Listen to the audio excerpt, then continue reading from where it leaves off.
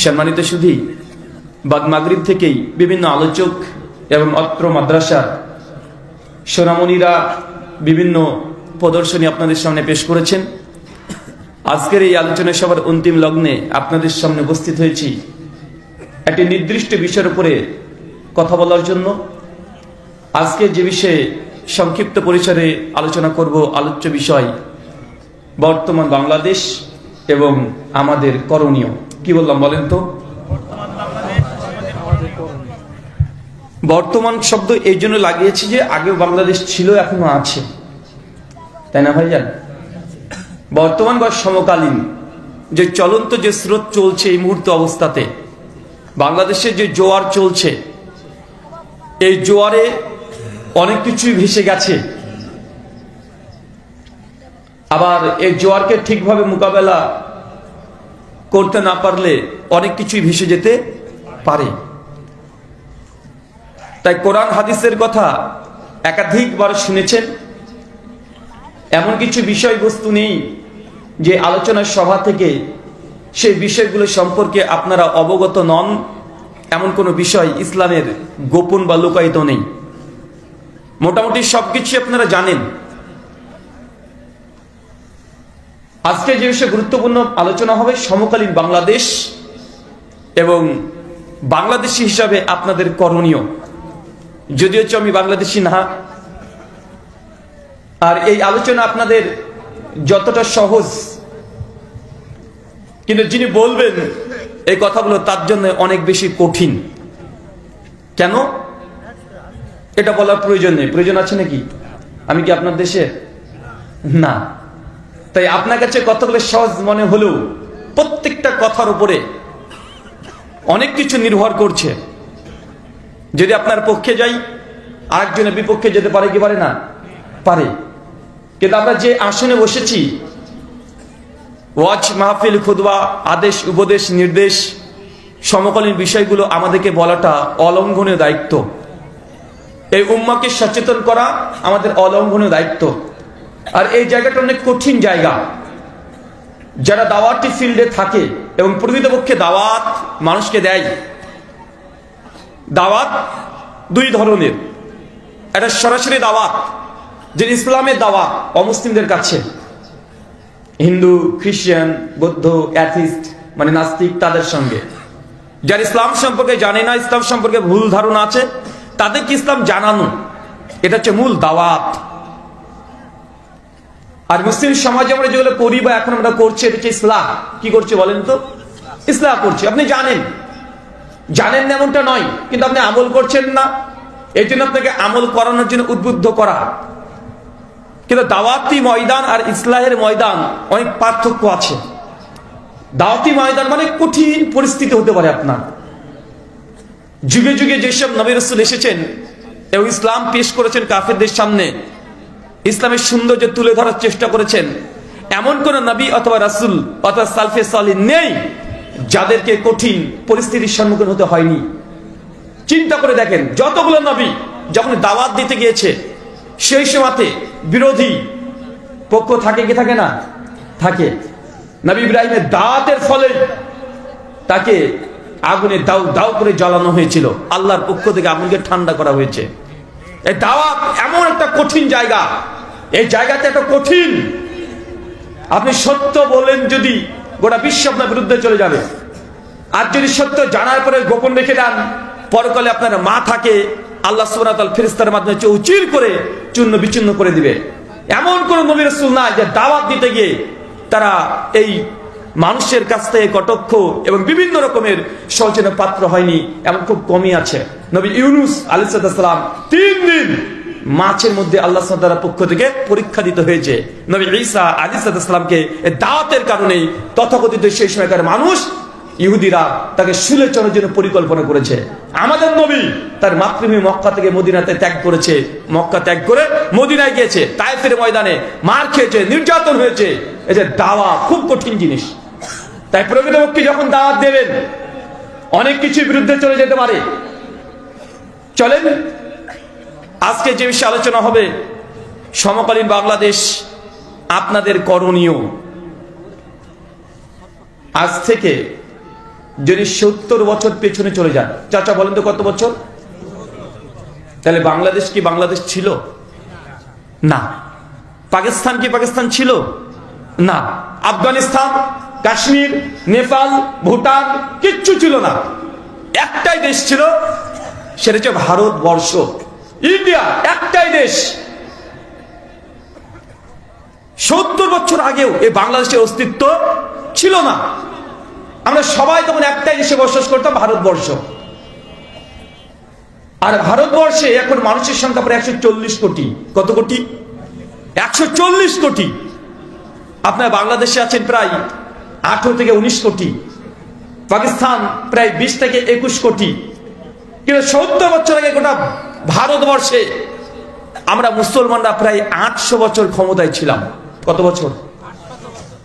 একটা দুটা বছর নয়, এই চিন্তা করে দেখেন, 800 বছর আমরা রাজত্ব করেছি, আমরাই ক্ষমতায় ছিলাম, আমরাই পাওয়ারে ছিলাম। আমাদের বাপ দাদা 14 পুরুষ তারাই ভারতবর্ষের রাজা ছিল, বাদশাহ ছিল, তারাই নেতা ছিল, তারাই মন্ত্রী ছিল।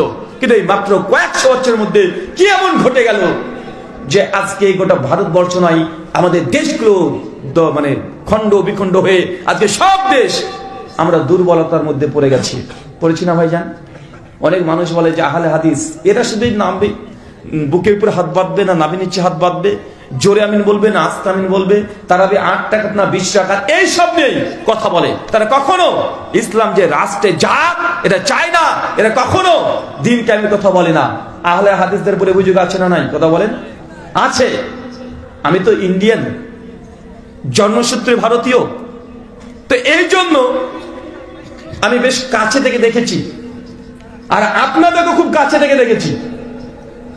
কারণ আমি মনে করি যতজন এখানে অবস্থান করছেন, আজকে আলোচনা শুনছেন, আপনি যতটা না বাংলাদেশকে চেনেন তার চাইতে একটু হলেও বেশি আমি চিনি বাংলাদেশকে, একটু হলেও চিনি। বাংলাদেশের প্রায় 64টা জেলা, 524টা থানা। আপনি কটা জেলাতে ভ্রমণ করেছেন? কটা জেলাতে গিয়েছেন? কিন্তু আপনার চাইতে একটা জেলা হলেও আমি বেশি গিয়েছি কি যাই না? কথা বলেন। আপনি বাংলাদেশে যত মানুষের সঙ্গে কথোপকথন করেছেন তার চাইতে একজন মানুষের সঙ্গে হলে আমি বেশি কথা বলেছি। তাই আমি আপনাদেরকে চিনি না তা নয়, আমি যখন ইন্ডিয়াকে চিনি, বাংলাদেশকে সেম একইভাবে দুই চোখ দিয়ে দুটো দেশকে আমি দেখতে পাই, বুঝতে পারি মানুষের মাইন্ডসেট কি। তাই আমি উল্টো করে বুঝি। যেসব মুসলিমরা বলে যে দিন কায়েম করা উচিত, আমার তাদের কাছে প্রশ্ন, ভাই বলেন তো 800 বছর ভারতবর্ষে ইসলাম তো প্রতিষ্ঠিত ছিল, রাষ্ট্রে ইসলাম ছিল, মুসলমানের রাজত্ব করেছে, তারাই রাজা ছিল, তারাই বাদশা ছিল। তো 800 বছর মুসলমান একদম থাকার পরেও এই গোটা ভারতবর্ষ সেই সময়কার মুসলমানদের জন্য আমাদের পূর্বপুরুষরা কি করে গেছে? কি করেছে বলেন? কি করেছে? মাত্র 100 বছর হলো ক্ষমতা আমাদের হাতে নেই। ব্রিটিশদের হাতে ছিল 190 বছর, আর প্রায় 70 বছর ধরে আছে আপনার মুশরিকদের হাতে।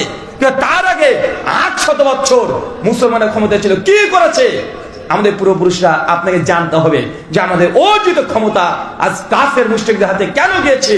যতক্ষণ পর্যন্ত এই পয়েন্ট বের করতে না পারছেন ততক্ষণ পর্যন্ত মুসলিমদের ইসলামের আর কখনো বিপ্লব ঘটা সম্ভব নয়।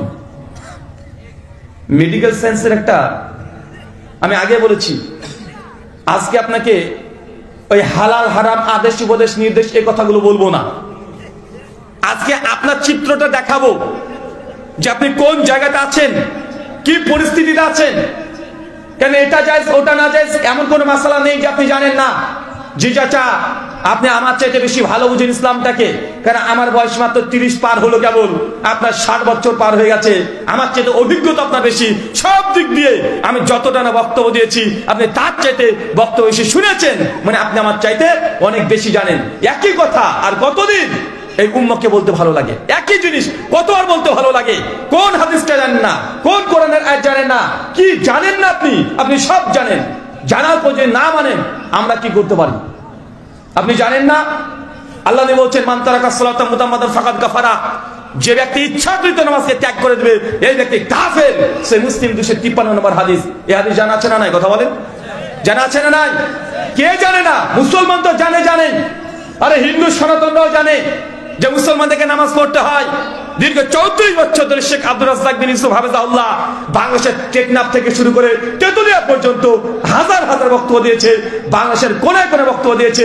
জেনে বুঝে কেউ 1 টাকা সুদ খায়, মায়ের সঙ্গে জেনা করলে যে পাপ হয় সেই পাপ আপনি প্রতিনিয়ত করছেন। এ হাদিস জানা আছেন আপনার? জানা আছে না নাই?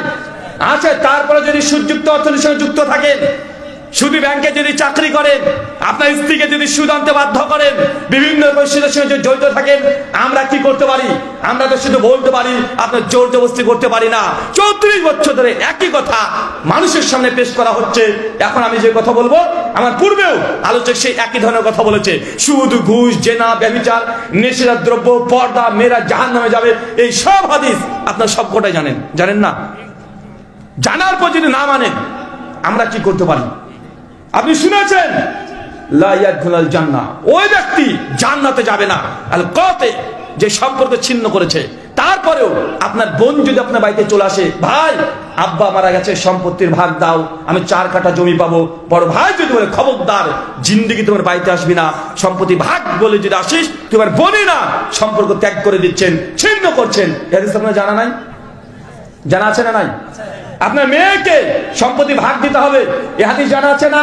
আত্মসাৎ যদি 1 বিঘা জমি করেন, কিয়ামতের মাঠে 7 বিঘা জমি আপনার কাঁধে দেওয়া হবে, গোটা কিয়ামত আপনি নিয়ে ঘুরে বেড়াবেন। এ হাদিস আপনার জানা নাই? সবকিছু জানেন। আপনি জানেন যে আল্লাহ 3 শ্রেণীর মানুষের দিকে কখনো সুনজরে তাকাবে না। তাহলে 1 শ্রেণীর ওই ব্যক্তি, যে ব্যক্তি দায়ুস মানে নিজের পরিবারকে ইসলামী পরিবার গঠন করতে পারে নাই, যারা বেপর্দা চলাচল করে, তারা কখনো জান্নাতে যাবে না। এ হাদিস আপনি জানেন না? কি জানেন না? সবকটাই জানেন। একই কথা আর কতদিন বলতে ভালো লাগে, আর কতজন বলবে? আজকে এখানে আমি আলোচনা করব, কালকে জুমার খুতবাতে এই কথাগুলো আবার বলা হবে। একই জিনিস, নেসাউন, কাসিয়াতুন, আরিয়াতুন। শেখ আব্দুর রাজ্জাক বিন ইউসুফ এই হাদিস বলে নাই? কথা বলেন যে ওই নারী জান্নাতে যাবে না যে পোশাক পরেছে, তারপরে উলঙ্গ, কত চিৎকার দিয়ে বলছে। তারপর যদি আপনারা না মানেন, আমাদের কি করার আছে? আমরা আপনাদের জোর করতে পারি না। আল্লাহ আমাদেরকে সে দায়িত্ব দেয় নাই। সূরা গাশিয়া সূরা নম্বর 88 আয়াত নম্বর 20 এবং 21, ফাযাক্কির ইন্নামা আনতা মুযাক্কির লাস্তা আলাইহিম বিমুসাইতির। হে নবী, আপনার তো কাজ মানুষকে সত্যগুলো পৌঁছে দেওয়া, জবরদস্তি করার জন্য আপনাকে প্রেরণ করি নাই। আপনি জানেন না কে বললো? মানবেন না, বুঝে নিবেন। মানবেন না, আল্লাহর সঙ্গে বুঝাপড়া করে নিবেন। আপনাদেরকে সাবধান সতর্ক করার জন্য বক্তারা কত চেষ্টা করছে, কত রকম ভাবে বোঝানোর চেষ্টা করছে যে ভাই হাদিস কোনগুলো মানেন। অনেক মানুষ কাটা কাটা কণ্ঠে বক্তব্য শুনতে চায় না। হুজুর আসে সুর দিয়ে, মন মাতানো সুর দিয়ে আলোচনা করে বোঝানোর চেষ্টা করছে, তাতে আপনাদের হচ্ছে না। গান গজল করে আপনাকে বোঝানোর চেষ্টা করা হচ্ছে, তারপরে হচ্ছে না। আপনাকে হাদিস নাম্বার, পৃষ্ঠা নাম্বার, লাইন নাম্বার আমরা বলে দিয়ে আলোচনা করছি, তারপরে যদি আপনারা না মানেন, আমরা কি করতে পারি? আর কিভাবে আপনাকে বলবে? লাইন নাম্বার বলতে বলে দেওয়া হচ্ছে, বলা হচ্ছে না? অমুক পৃষ্ঠা, অনেক হাদিসের গ্রন্থের অমুক নম্বর পৃষ্ঠায় অমুক নম্বর লাইনে আছে, অমুক আয়াতে আছে, মানে আপনাকে বিশ্বাস করানোর জন্য এইভাবে এই পরিশ্রম করে যাওয়া হচ্ছে। তারপর যদি না মানেন, আমাদের কিছু করার নেই। ওটা আল্লাহর সঙ্গে বোঝাপড়া করে নেবেন। এই জন্য বর্তমান বিশ্বে মুসলিম জাতির কি অবস্থা, আমরা কোন দিকে যাচ্ছি, এটা আপনার জানা দরকার আছে। তার জন্য আলোচ্য বিষয় আজকে এটা রেখেছি। জি, ভারতবর্ষে 800 বছর ক্ষমতায় ছিলাম। আরেকটা দেশ আছে স্পেন, নাম শুনেছেন? স্পেনে মুসলিমরা কত বছর ক্ষমতায় রাজত্ব করেছে? প্রায় 700 থেকে 800 বছর স্পেনে। আজকে বাংলাদেশের যদি স্পেনে ভিসা চাইতে যাই, যদি নামের আগে এমডি মানে মোহাম্মদ দেখে, আর যদি দেখে যে মুখে দাঁড়িয়ে আছে, আপনি লাথি মেরে এমবিসি থেকে বের করে দেবে। অথচ ওই দেশটা আমরা মুসলমানরা 800 বছর ক্ষমতায় ছিলাম কি ছিলাম না? কথা বলে গোটা বিশ্ব জগতে কি ঘটে গেল? মাত্র কয়েকশো বছর আগে দেখা যায় গোটা বিশ্ব জগতে মুসলিমরা রাজত্ব করেছে। মাত্র কয়েকশো বছরের মধ্যেই আজ গোটা বিশ্বে মুসলিম জাতি নির্যাতিত, নিষ্পেষিত, লাঞ্ছিত, বঞ্চিত, পদদলিত গোটা বিশ্ব জগতে। চলছে কি চলছে না? আজকে আপনারা বাংলাদেশের এখানে কত সুন্দরভাবে আলোচনা শুনছেন, কোনো ভয় নেই, কোনো টেনশন নেই, কোনো চিন্তা নেই। কিন্তু আজকের দিনে এখনো ফিলিস্তিনে মুসলিমদের উপরে নির্যাতন চলছে দীর্ঘ 1 মাস, 1 বছর 3 মাস ধরে। এখন নিজের সন্তানকে, রক্তমাখা সন্তানকে ছুটে বেড়াচ্ছে, খাবারের জন্য ছুটে বেড়াচ্ছে, ইলেকট্রিক নাই, পানি নেই, হসপিটাল বন্ধ, সবকিছু। গত 4 দিন আগে 500 খানা নতুন করে আবার রকেট বোম মেরেছে। চিন্তা করতে পারছেন? ওটা তো আমাদের মুসলিম ভাই না। আরে মুসলিম কারা? যদি ফিলিস্তিনে একজন মুসলিম যদি আঘাতপ্রাপ্ত হয়, আপনি খবর শুনলে আপনিও ব্যথা পাবেন। এরাই তো মুসলমান, এরাই তো মুসলমান। কিন্তু আমাদের সেদিকের কোন দৃষ্টি নেই। যে সাথে বাংলাদেশকে গঠন করা পরিস্থিতি চলছে, সেই সময়তে আজকে চলছে চিল্লার হিল্লা নিয়ে বাংলাদেশ চলছে না? চিল্লা হিল্লা বুঝলেন না? গতকালকে মুসলমানকে মেরে রক্তাক্ত করে দিয়েছে, প্রায় 150 জন আহত হয়ে গেছে। 150 জনকে একদম ধুমধাম পিটিয়েছে। কে পিটাতে এসছে? ভারত থেকে এসেছে, আমেরিকা থেকে এসেছে, পাকিস্তান থেকে এসেছে, কে এসেছে? আরে মুসলমান, 2 ভাই 4-5 জনকে হত্যা করে দিয়েছে। যে সময় বাংলাদেশকে নতুন করে তৈরি করা পরিস্থিতি, মানুষ স্বপ্ন দেখছে কিভাবে এই ঘরটাকে সাজাবো, সেই সময় নিজেদের মধ্যে এত কুন্দল, এত মারামারি, নোংরামি, বদমাইশি সবগুলো চলছে। এই জন্য লজ্জা লাগা উচিত আপনার। ফিলিস্তিনের বাইতুল মুকাদ্দাস মসজিদ ইহুদিদের দখলে। কাদের দখলে? ইহুদিরা কব্জা করে রেখে দিয়েছে। ভারতের বাবরি মসজিদ হিন্দুদের, মুশরিকদের হাতে দখল করে ফেলেছে তারা। জ্ঞানবাপী মসজিদ 1 সপ্তাহ আগে অর্ধেক ভেঙে দিয়েছে। 100 মসজিদকে তারা চিহ্নিতকরণ করেছে যে এগুলো সবগুলোকে আগে মন্দির ছিল দাবি করে সেগুলো ভাঙার পরিকল্পনা চলছে। অথচ এই ভারত উপমহাদেশটাকে আজ থেকে 100 বছর পূর্বেও মুসলমানরাই রাজত্ব করেছে।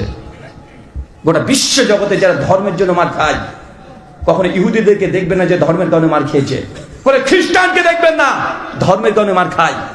কিন্তু একটা জাতি আছে যা ধর্মের কারণে মার খায়, নির্যাতিত, তাদের নাম কি? কথা বলেন। মুসলমান। অবাক লাগে। আরে মুসলমানরা, কাফেররা মুসলমানদের যত না রক্ত নিয়ে খেলা করেছে, তার চেয়ে মুসলমানরা মুসলমানদের রক্ত নিয়ে দ্বিগুণ খেলা করেছে। কাফেররা না যতক্ষণ মুসলিমদেরকে যতটা না নির্যাতন করেছে, মুসলমানকে তার চাইতে বেশি নির্যাতন করেছে। সব জায়গাতে রাখেন, আছে না নাই? কথা বলেন। আছে। চলেন, বেশি কারণ বলবো না, একটা কারণ বলবো। এই কারণটা যদি মাথাতে রাখতে পারেন, ইনশাল্লাহ আবার ইসলামিক বিপ্লব ঘটানো সম্ভব। আর এই কারণটা আমার বানানো কারণ নয়, ডিরেক্ট আল্লাহ কোরআনুল কারিমে মুসলিম জাতি যে নির্যাতিত, নিষ্পেষিত, আল্লাহ ডাইরেক্ট একটা কারণ বলেছে। সূরা নূর সূরা নম্বর 24 আয়াত নম্বর 63 শেষ অংশ আল্লাহ কোরআনে বলছেন, আল্লাযীনা ইউখালিফুনা আন আমরিহি আন তুসিবাহুম ফিতনা আন ইউসিবাহুম আযাবুন আলীম। বাংলা ভাবার্থ, আল্লাহ বলছে, হে নবী, যারা পৃথিবীতে আপনার বিরুদ্ধে আচরণ করবে, আপনার আদর্শকে বাদ দিয়ে অন্য মানুষের আদর্শকে গ্রহণ করবে, আমি আল্লাহ আন তুসিবাহুম ফিতনা, আমি সেই জাতিকে ফিতনা দিয়ে জর্জরিত করে দেব। কারণটা কি বুঝতে পারছেন আপনি? না, আপনার এই হৃদয় লাগেনি, এই হৃদয় আপনার লাগেনি, এখনো বুঝতে পারছেন না। গোটা বিশ্ব জগৎ মুসলিম জাতি, যে জাতিকে আল্লাহ বলছে কুনতুম খায়রা উম্মাহ, যে জাতি হচ্ছে সর্বশ্রেষ্ঠ জাতি, যাদের আদর্শ দেখে অন্য বেজাতিরা নকল করতে বাধ্য হয়েছিল আজ থেকে 200-300 বছর আগেও। একসময় ভারতবর্ষের মতো এই জগতে, এই বিশ্বে মানুষ তার স্ত্রী যদি জীবিত থাকতো, স্বামী যদি আগে মারা যেত, সেই সময়তে তারা বিশ্বাস করত যে ওই স্ত্রী মহিলাটাকে যদি স্বামীর চিতায় দাও করে আগুন জ্বালিয়ে দেওয়া হয়, তাহলে সেই নারী নাকি তার স্বামীর সঙ্গে স্বর্গে এখন দোল খেলবে। মুসলমানদের আদর্শকে দেখে বুঝতে পারছে যে না, এটা একটা কুসংস্কার। মুসলমানকে দেখে তারা বর্জন করে দিয়েছে। যারা বিধবা বিবাহকে হারাম মনে করত, মুসলমানদেরকে দেখে তারা বিধবা বিবাহ আইন তারা নতুন করে চালু করেছে। যারা মুসলমানকে দেখে হাজার হাজার জিনিসকে শিক্ষা নিয়েছে, এটা সে জাতি আল্লাহ মনে বলছে মুসলিম জাতি, তারা আল্লাহ নবীর আদর্শকে বাদ দিয়ে অন্য কারো যদি আদর্শ গ্রহণ করে, আল্লাহ বলছেন তুসিবাহুম ফিতনা, আমি তোমাদের জাতিকে ফিতনা দিয়ে জর্জরিত করে দেব। মুসলিম আজকে আদর্শকে গ্রহণ করেছে না? করেছে কি করে নাই? আপনার ছেলে চুল কাটাটা দেখেন, আপনি দেখেন, পাশে দেখেন, আপনার ছেলে কিভাবে চুল কেটেছে দেখেন, হ্যাঁ, দাড়িটাকে কিভাবে কাটে দেখেন। আপনি আপনার মেয়েটাকে এবারই গত বছর যে কুরবানি ঈদ গেল সেই সময়তে কেমন পোশাক কিনে দিয়েছেন দেখেন। হ্যাঁ, ওই চুলের দেখেন আপনার মেয়ে প্রতিদিন সকালবেলাতে একদম এমন কিছু জিনিস দিয়ে সাজসজ্জা করছে, একদম উঁচু করে খোপা চুল বেঁধে চলে যাচ্ছে, পরচুলা লাগাচ্ছে। আচ্ছা, আল্লাহ নবী বলেছেন এই মহিলা জাহান্নামে যাবে। দেখেন আপনার ছেলে ট্যাটু করেছে এখানে, এখানে আপনার মেয়ে এখানে একটা ট্যাটু করেছে, পিঠে পেটে সব জায়গায় ট্যাটু করে ঘুরে বেড়াচ্ছে। আল্লাহ নবী বলেছেন 1400 বছর আগে কেউ যদি উল্টি করে সে জাহান্নামে যাবে। কাদের আদর্শ এগুলো? কথা বলেন, কাদের আদর্শ? আরে আল্লাহ তো কোরআনে বলছে। যদি এই কারণটা আমি বলতাম তাহলে বলতে পারেন যে হুজুর আপনার ভুল হচ্ছে বুঝতে, কারণ ডিরেক্ট আল্লাহ বলছেন যে আমি কখন আযাব নাযিল করি, কখন আমি মুসলিম জাতিকে ফিতনার মধ্যে নিপতিত করব, কোন সময়। এই সৃষ্টি কে করেছে? কথা বলেন, আমাদের এই সৃষ্টি কে করেছে? তো আল্লাহ তো বলছে যখনই নবীর বিরুদ্ধে আচরণ হবে, আল্লাযীনা ইউখালিফুনা আমরি, নবী আপনি যা আদেশ করেছেন যে বিরুদ্ধাচরণ যে জাতি করবে আনতুসিবাম ফিতনা, আমি আল্লাহ তাদেরকে ফিতনাতে জর্জরিত করে দেব। মুসলিম জাতির নির্যাতনের কারণ নবীর আদর্শকে লঙ্ঘন করে অন্যদের আদর্শকে গ্রহণ করেছেন। আল্লাহ এর আগেও অনেক জাতিকে নবীদের আদর্শকে গ্রহণ না করার কারণে আল্লাহ ধূলিসাৎ করে দিয়েছে। লূত আলাইহিস সালামের কওমকে ধ্বংস করে দিয়েছে না? হ্যাঁ, আদ জাতি, সামুদ জাতি, ফেরাউন মতন ক্ষমতাশীল ব্যক্তি নবী মূসার আদর্শকে গ্রহণ করে নাই, আল্লাহ ধ্বংস করে ছেড়ে দিয়েছে। আল্লাহ তো আমাদেরকে সেই হুমকিটা দিচ্ছে, সেই একই হুমকি দিচ্ছে, তোমরা যদি তাদের মতো হয়ে যাও তোমাদেরকেও ফিতনাতে জর্জরিত করে দেবো। এখন আমরা গোটা বিশ্বে মুসলিম ফিতনায় আছে না নাই? আছে না নাই? গোটা বিশ্বের মুসলিম যাদের ফিতনার মধ্যে নিপতিত আছে, আপনি কারণটাকে এখনো অনুধাবন করতে পারছেন না। চলেন এই আয়াতের পরিপ্রেক্ষিতে একটা বুখারীর একটা হাদিস আপনার সামনে পেশ করছি। আর এই হাদিসটা বর্তমান বাংলাদেশকে ডান চোখে রাখেন আর হাদিসটাকে এই দুই চোখ দিয়ে দেখেন। কথা বুঝতে পারলেন? দুই চোখে দুটো হাদিস রাখেন। তো এই হাদিসটা আমি বলছি সহিহ বুখারী কিতাব জিহাদ, হাদিস নাম্বার 3039, ওহুদের যুদ্ধ। কোন যুদ্ধ? একদিকে ওহুদের যুদ্ধ রাখেন, একদিকে বাংলাদেশের সমকালীন প্রেক্ষাপটকে রাখেন। দেখেন তো দুটো জিনিস সেন্সে মিলছে কি মিলছে না? গোটা বিশ্ব জগতে মুসলিমদের সঙ্গে যত লড়াই হয়েছে, আল্লাহর নবী যত যুদ্ধ জিহাদ করেছে, সবচেয়ে ভয়ঙ্কর যুদ্ধের নাম কি জানেন? কোন জিহাদটা? ওহুদের। কেন? এই ওহুদের যুদ্ধে মুসলমানরা হেরে গেছে, মুসলমানরা মার খেয়েছে, 70 জন সাহাবীকে হত্যা করে দিয়েছে কাফেররা। আল্লাহ নবী ওহুদের যুদ্ধে তার দাঁত মোবারক শহীদ হয়ে গেছে। নবী আলাইহিস সালামের পায়ে 4খানা তীর লেগেছে। আমিরে হামজা নবীর চাচা এই যুদ্ধে শহীদ হয়ে গেছে। সাইদ বিন মুসাইব বিখ্যাত সাহাবী, কোটিপতি ধনী সাহাবীদের মধ্যে সবচেয়ে বড় ধনী, সে যে দামের আতর সেন্ট সেই সময় ব্যবহার করতো, এখনো আজকের দিনে কোনো মুসলমান অত দামি সেন্ট ব্যবহার করতে পারবে না। সেই সময় সাইদ বিন মুসাইব এই যুদ্ধে শহীদ হয়ে গেছে। হানজালা রাদিয়াল্লাহু আনহু সাহাবী এই যুদ্ধে শহীদ। জাবের বিন আব্দুল্লাহ পিতা শহীদ। হুযায়ফা বিন ইয়ামানের পিতা শহীদ। এই যুদ্ধে 70 জন। আমি এই জন্য বলেছি আগে থেকেই যে জিতে যাওয়া বিজয়ের ইতিহাস কম পড়বেন। বিজয়ের ইতিহাস যদি পড়েন, জিতে যাওয়া ইতিহাস যদি পড়েন, আমাদের ছেলে মেয়ে যদি বেশি বেশি পড়ে তাই তারা অলস হয়ে যাবে। কি হয়ে যাবে? কথা বলেন। বাপের যদি পরিশ্রম করা যদি সম্পত্তি থাকে, বাপ যদি মারা যায়, এই ছেলেকে সেই সম্পত্তির ময়া বুঝে না? বাপ মারা যাওয়ার সঙ্গে সঙ্গে ওই বিক্রি করে দিয়ে পালসার গাড়ি নিয়ে ঘুরে বেড়ায়, কি করে? নষ্ট করে ফেলবে। তার জন্য ছেলেদেরকে বিজয় ইতিহাস যতবার পড়াবেন তার চাইতে 10 গুণ পড়াতে হবে পরাজয়ের ইতিহাস, যে আমাদের পূর্বপুরুষরা কোন ভুলের কারণে তারা মার খেয়েছে, এটাকে শেখাতে হবে। কেন? আল্লাহ নবী সহিহ বুখারী হাদিসে বলছেন মুমিন কখনো এক গর্তে 2 বার পা দেয় না। মানে আমার পূর্বপুরুষ যে ভুলটা করেছে ওই ভুল আমরা যেন দ্বিতীয়বার না করি, এর জন্যই ইতিহাসকে লেখা হয়। ইতিহাস এমনি লেখা হয় না, ইতিহাস থেকে শিক্ষা নিতে হয়। চলেন ওহুদের যুদ্ধটা আর বাংলাদেশের সমকালীন বাংলাদেশকে আপনি দেখেন, একসঙ্গে দেখবেন মিলে যাবে, বুঝতে পারবেন আপনি। ওহুদের যুদ্ধের কয়েকদিন আগে আল্লাহ ঘুমিয়ে আছেন। চলেন 1400 বছর পিছনে, সে ধুধু প্রান্ত মরুভূমি, উট চলছে শুধুমাত্র, কোনো যানবাহন নেই। আপনি এটাকে মানে মাথাতে নিয়ে আসতেই পারেন না।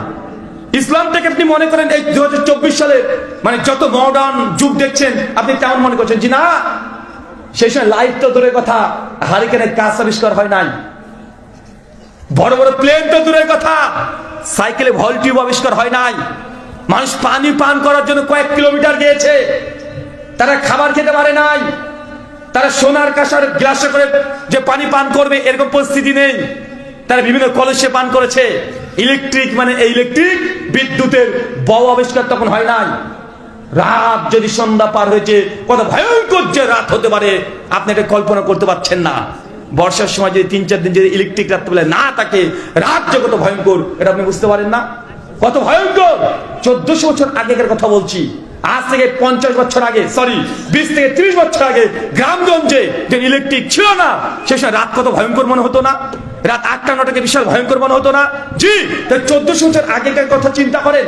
1400 বছর আগে ধুধু প্রান্ত উহুদের পাহাড়, আল্লাহ নবী স্বপ্ন দেখছে হঠাৎ করে যে উহুদের যুদ্ধে আল্লাহ নবীর বেশ কিছু সাহাবীর রক্তাক্ত অবস্থায় উহুদের প্রান্তে পড়ে আছে।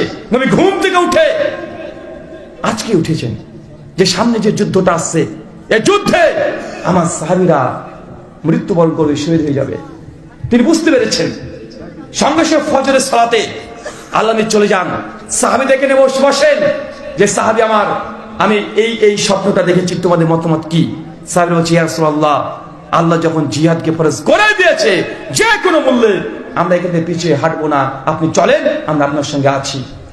আল্লাহ নবী সাহাবীদের জজবা দেখে তিনি বুঝতে পারছেন, স্বপ্নে আগে দেখে নিয়েছেন যে সাহাবীরা মৃত্যুবরণ করবে, কাফেরদের হাতে নিহত হবে। আর নবীদের স্বপ্নটা ওহি কি ওহি না? চাচা, নবীদের স্বপ্ন সত্য না? নবী ইব্রাহিমকে আল্লাহ কি স্বপ্ন দেখিয়েছিল? যে ছেলেকে কুরবানি করো। এই যে স্বপ্নটাই ওহি, কি বলেন তো? স্বপ্ন ওহি তো নবী আগে থেকে দেখে নিয়েছে। তিনি তার জন্য চেষ্টা করছেন যে তার সাহাবীদেরকে যেন নিহত করতে না পারে, রণকৌশল পরিবর্তন করলেন। সাহাবীদেরকে মিটিং করছেন যে কিভাবে এই উহুদের যুদ্ধে কাফিরদের সঙ্গে মোকাবেলা করে নিজেদের বিজয়কে ছিনিয়ে আনা যায়, তিনি চেষ্টা করছেন। কয়েকদিন পরে উহুদের প্রান্তে হাজার হাজার সাহাবীদেরকে নিয়ে উহুদের প্রান্তের মধ্যে প্রবেশ করেছেন। যারা মক্কাতে গিয়েছেন হজ উমরা করতে, উহুদ দেখে এসেছেন। আপনারা দেখেছেন নাই? মদিনাতে দেখেছেন না উহুদ? দেখেছেন অনেকেই। তো সেই সময় উহুদের যে অবস্থান, যে একদিক দিয়ে ঢোকা যেত আর একদিক দিয়ে বের হওয়া যেত, মানে দুটো গেট। কয়টা গেট? দুটো গেট। মানে একবার ঢুকে পড়লে তৃতীয় কোনো গেট নেই যে আপনি পালিয়ে যাবেন। একদিক দিয়ে ঢুকলে আর একদিক দিয়ে বের হতে হবে। আল্লাহ নবী পরিস্থিতি দেখে বুঝতে পারছেন যে না, কঠিন সিচুয়েশন হতে পারে। কাফেররা যদি পিছ থেকে আমাদের উপরে এসে ঝাঁপিয়ে পড়ে, তাহলে আমাদের সাহাবীরা সব মৃত্যুবরণ করতে পারে। এই জন্য আল্লাহ নবী রণকৌশল চিন্তাকে পরিবর্তন করলেন। একজন সাহাবী আব্দুল্লাহ বিন জুবাইর আল আনসারী রাদিয়াল্লাহু তাআলা, এই সাহাবী বিখ্যাত তীরন্দাজ, বিখ্যাত। সেই সময় কি রকেট ছিল? বন্দুক ছিল? সেই সময় যুদ্ধ মানে কি? তীর আর তরবারি, এই দুটো। তো এই আব্দুল্লাহ বিন জুবাইর রাদিয়াল্লাহু তাআলা আনহুকে আল্লাহ নবী আমির নিযুক্ত করে দিলেন। আর তার সঙ্গে 50 জন সাহাবী দিয়েছেন। কতজন চাচা? 50 জন। আর উহুদের যে পাহাড়, আল্লাহ নবী বললেন যে তুমি এই 50 জন সাহাবীকে নিয়ে গোল হয়ে পাহাড়ের উপরে চলে যাও। আর পাহাড়ের উপরে গিয়ে চতুর্দিকে তীর নিয়ে একদম রেডি থাকবে। যখন কাফেররা যুদ্ধের এলান দিয়ে দিবে, সেই সময় আমি যখন কালেমার পতাকা উড্ডীন করে দেবো, সেই সময় ওখান থেকে কাফেরদের সঙ্গে মোকাবেলা তোমরা করবে। 50 জন সাহাবীকে পাহাড়ের চূড়ায় আল্লাহ নবী তুলে দিলেন আর বললেন, শুনে রাখো, যদি দেখো যে নিচে মুসলমানরা জিতে গেছে, বিজয় লাভ করেছে, তারপরেও খবরদার কেউ পাহাড় থেকে আমি নবী যতক্ষণ আদেশ না করব কেউ নামবে না। শুনে রাখো, যদি দেখো নিচে মুসলমানরা হেরে গেছে, তোমাদের ভাইয়ের রক্ত নিয়ে তারা খেলাখেলি করছে, তারপরেও আমি নবী যতক্ষণ আদেশ না করব কেউ তোমরা পাহাড় থেকে নামবে না। চাচা বলেন তো কে কাকে বলছে? আল্লাহ নবী ওই সাহাবীদেরকে বলছে। নবী এই কথা বলছে সে বুখারীতে 3039 নম্বর হাদিস। যদি দেখো যে আমাদের শরীর থেকে একদম আসমান থেকে পাখি এসে চিল এসে শরীরের গোস্তকে তুলে তুলে নিয়ে চলে যাচ্ছে, মৃত লাশ পড়ে আছে, মৃত লাশকে পাখিরা এসে তুলে নিয়ে চলে যাচ্ছে, তারপরেও আমি নবী যতক্ষণ আদেশ না করছি কেউ নিচে নামবে না। আল্লাহ নবীর আদেশ, সাহাবীরা উঠে চলে গেছে। 50 জন কঠিন ভাবে পজিশন নিয়ে নিয়েছে। আমিরে হামজা চাচাকে আল্লাহ নবী বলছে, চাচা আপনি ওইখানে দাঁড়াবেন, এইভাবে তরবারি চালাবেন। আরেকজন সাহাবী বলছে ওইখানে, এইখানে ওমর, আলী, সবাইকে আল্লাহ নবী গোটা উহুদের প্রান্তকে চতুর্দিকে রণকৌশল সাজসজ্জায় সজ্জিত করে দিয়েছে। চতুর্দিকে সবাই রেডি, প্রস্তুতি যুদ্ধের জন্য। উল্টো দিক থেকে ঢুকছেন কাফেরের দল। আবু সুফিয়ান 3000 উট নিয়ে 1000 ঘোড়া নিয়ে ছুটছে। আর তাদের যুদ্ধের লিডার ছিল খালিদ বিন ওয়ালিদ। কি নাম বলেন তো? নামটা চেনা চেনা লাগছে না? কিন্তু কাফেরদের দলে আছে। কাদের দলে? সেই সময় মুসলমান হয়নি, এখনো কাফের, ওহুদের যুদ্ধ পর্যন্ত। খালিদ বিন ওয়ালিদ কি জানেন চাচা? আল্লাহ তার যুদ্ধতে এত যে পারদর্শী ছিল খালিদ বিন ওয়ালিদ, আল্লাহ খালিদ বিন ওয়ালিদের নাম দিয়েছিলেন সাইফুল্লাহ। কি নাম বলেন তো? সাইফুল্লাহ। সাইফুল্লাহ মানে কি জানেন? আল্লাহর তরবারি। তার তরবারি আল্লাহর তরবারি। মানে খালিদ বিন ওয়ালিদ যখন যে যুদ্ধে গিয়েছে, ও যদি কাফেরদের পক্ষে যে যুদ্ধ করেছে, কাফেররা বিজয়। যখন মুসলমানদের পক্ষে যে যুদ্ধ করেছে, ওই যুদ্ধে মুসলমানরা বিজয়। জীবনে যুদ্ধে খালিদ বিন ওয়ালিদ ছিল, হেরে গেছে, এর কোনো ইতিহাসই নাই। এত বড় যোদ্ধা, এত বড় ইন্টেলিজেন্ট, অথচ আছে কাফেরদের দলে খালিদ বিন ওয়ালিদ। এত যে যুদ্ধ করেছে খালিদ বিন ওয়ালিদ, তারপরে যুদ্ধে মৃত্যুবরণ করেনি, শহীদ হয় নাই, বিছানায় মৃত্যুবরণ করেছে। জাবির বিন আব্দুল্লাহ বলছে, খালিদ বিন ওয়ালিদ যেদিন মৃত্যুবরণ করে, তার শরীরটাকে যখন গোসল দিচ্ছিল, সেই সময় দেখলাম তার শরীরে এমন কোন জায়গা নেই যে তীরের আঘাত নাই, শরীরটা ঝাঁঝরা করে দিয়েছে। তারপরেও তীরের আঘাতে যুদ্ধের ময়দানে গিয়ে মৃত্যুবরণ করেনি। কেন বলেন তো? ওই যে আল্লাহ যে সাইফুল্লাহ বলে দিয়েছে, আল্লাহর তরবারি। তো আল্লাহর তরবারি কাফেরদের কাছে পরাস্ত হতে পারে? সে যদি মরে যায় কাফেরদের হাতে, তো আল্লাহর তরবারি পরাস্ত হলো কি হলো না? হলো। এই জন্য আল্লাহ তাকে যুদ্ধের মধ্যে শহীদ করে নাই, বিছানাতে শাহিদ ভাই মৃত্যুবরণ করেছে। এত বড় যোদ্ধা, কিন্তু আছে কাদের দলে? কাফেরদের দলে। খালিদ বিন ওয়ালিদ কাফেরদেরকে নিয়ে মাঠের মধ্যে চলে এসেছে, পতাকা উত্তোলন করে দিয়েছে। আর পতাকা উত্তোলন মানে সেই সময়কার যুদ্ধ শুরু। কাফেররা দুর্বার গতিতে একদম যুদ্ধের মধ্যে ঢুকে পড়েছে। মুসলমানরাও একদম প্রস্তুতি ছিল। সঙ্গে সঙ্গে দুই পক্ষ তুমুল লড়াই, প্রচন্ড লড়াই, কয়েক ঘন্টা ব্যাপী লড়াই চলছে। আর 50 জন সাহাবী উপরে ছিল, তারা সুযোগ বুঝে ওইখান থেকে উপর থেকে কাফের দিকে লক্ষ্য করে তীর নিক্ষেপ করতে শুরু করে দিয়েছে। চতুর্দিকে যেমন ভয়ঙ্কর পরিস্থিতি লড়াই, কাফেরদের যে পতাকা নিচে পড়ে গেছে, কাফেররা ভয়ে ওদের প্রান্ত ত্যাগ করে দিয়ে একদম মাঠ ত্যাগ করে পালিয়ে গেছে কয়েক ঘন্টায়, কেউ না। সাহাবীরা বলছেন, যেসব মেয়েরা এসেছিল কাফেরদের, তারা কাপড়কে গুটিয়ে পোশাকের অর্ধেক তুলে তার দৌড়তে শুরু করেছে তীরন্দাজ গতিতে। একটা কাফের ওদের প্রান্তরে পালিয়ে গেছে, হেরে গেছে, পরাজয়। এখানে এটা হচ্ছে উহুদের যুদ্ধ। কিসের যুদ্ধ বলেন তো? পালিয়ে গেছে। আর যখনই পালিয়ে গেছে, মুসলমানরা আনন্দে উল্লাসিত যে আমরা জিতে গেছি, বিজয় হয়ে গেছে। আমি স্বপ্নে দেখলাম যে আমরা হেরে যাব, অথচ বিজয় চলে এসেছে, একটা কাফের নেই, সবাই পালিয়ে যাচ্ছে। কাফের আনন্দিত, উল্লাসিত, তাকবীরে ধ্বনি দিচ্ছে, মুখে হাসি হাসি ভাব, একেবারে সে কোলাকুলি করতে শুরু করে দিয়েছে। যেমন আজকে আপনারা বাংলাদেশের মানুষরা করছেন। একজন পালিয়ে গেছে না? কথা বললেন না? একজন পালিয়ে গেছে, তো আপনার বাংলাদেশের মানুষ আনন্দিত না? আপনারা আনন্দ করছেন, উৎসব করছেন, উল্লাসিত। কেন? পালিয়ে গেছে। কাফেররা যখন পালিয়ে গেছিল ওদের প্রান্ত থেকে, মুসলমান আনন্দিত, উল্লাসিত, কি খুশি, খুশি জোয়ার চলে এসেছে। আর যতগুলো গনিমত আছে, গনিমত নেওয়ার জন্য তারা ছটফট করছে। মুসলমানরা কাফেরদের রেখে যাওয়া গনিমতকে নিচ্ছে, গনিমত গনিমত তো চিৎকার মারছে। আপনারা করেছিলেন, মনে পড়ছে না? এত তাদের ভুলে গেলেন? 5 তারিখে আপনার গনিমত নিয়েছিলেন না? সব চলে গেছিলেন না? হাঁস মুরগি যা আছে তো নিয়েছেন, তো নিয়েছেন, ভেতরের বাইরে যা আছে সব নিয়েছেন। আপনারা নিয়েছেন না? কাফেররা যখন পালিয়ে গেছে, মুসলমান তারা গনিমত গনিমত করে চিৎকার মারছে যে গনিমত জিতে গেছে, আনন্দিত, উল্লাসিত। কালেমার পতাকা তারা উড্ডীন করে দিয়েছে। যেন বাংলাদেশের মানুষ আপনারা আজকে করছেন, তবে সাবধান, সতর্ক থাকবেন। আপনাকে বলছি, জি না, এখনো বাংলাদেশের সফলতার কিছুই হয় নাই। যা দেখছেন গেলে 50% কাজ হয়েছে, আর একটা ঝাটকা দিয়ে 100% 100 ভাগ কাজ আপনাকে করে দেখাতে হবে। এখন কিচ্ছু হয় নাই, 50% কাজ হয়েছে। আর এই কাজ তরুণ যুবকদেরকে করতে হবে। যে সময় ঘটনাটা ঘটেছিল আমি ছিলাম না, আমি ছিলাম তখন মালয়েশিয়াতে। ডক্টর জাকির নাইকের সঙ্গে সাক্ষাৎ হয়েছিল 2 তারিখে আগস্টের, আর 3 তারিখে শেখ মিজানুর রহমান আজহারি, আপনার বাংলাদেশের বিখ্যাত আলোচক। তো সেই সময় গোটা বিশ্বের মিডিয়াগুলো সব বাংলাদেশের দিকে হাঁ করে তাকিয়ে আছে, কারণ বাংলাদেশের সময় এমন পরিস্থিতি ভয়ঙ্কর পরিস্থিতি। ভুলে গেছেন নাকি আপনারা এখনই? যে পুরো বাংলাদেশের সমস্ত মিডিয়াগুলো একদম তাকিয়ে আছে যে কি ঘটে কি ঘটে, কিছু একটা ঘটবে, কি ঘটবে, সব ভিতর ডুকবুক ধুকবুক করে, কিন্তু কি যে হবে কেউ বলতে পারে না। আমি সেই সময় মনে মনে ভাবছিলাম যে বাংলাদেশের মানুষকে তুমি চিনি কম না, আর যারা আন্দোলন করছে তা তো সব যুবক তরুণ, স্কুল কলেজের পড়ুয়ারা। আরে এদেরকে রাস্তায় নামতে বাধ্য কে করলো? কারা পেছন থেকে ইন্ধন দিচ্ছে? কে তাদেরকে রাস্তায় নামতে বাধ্য করেছে? উস্কানি কে দিচ্ছে? আমি কারণ খুঁজে পাচ্ছি না। আমি এদেরকে চিনি, এই ছেলেদেরকে সব চেনা আছে। তারা বেশিরভাগ সময় রাজনীতি, অর্থনীতি, রাষ্ট্র কিছু বুঝে না। তো রাস্তায় নামলো কেন? কে বাধ্য করছে? কোন হুজুর আছে পেছনে?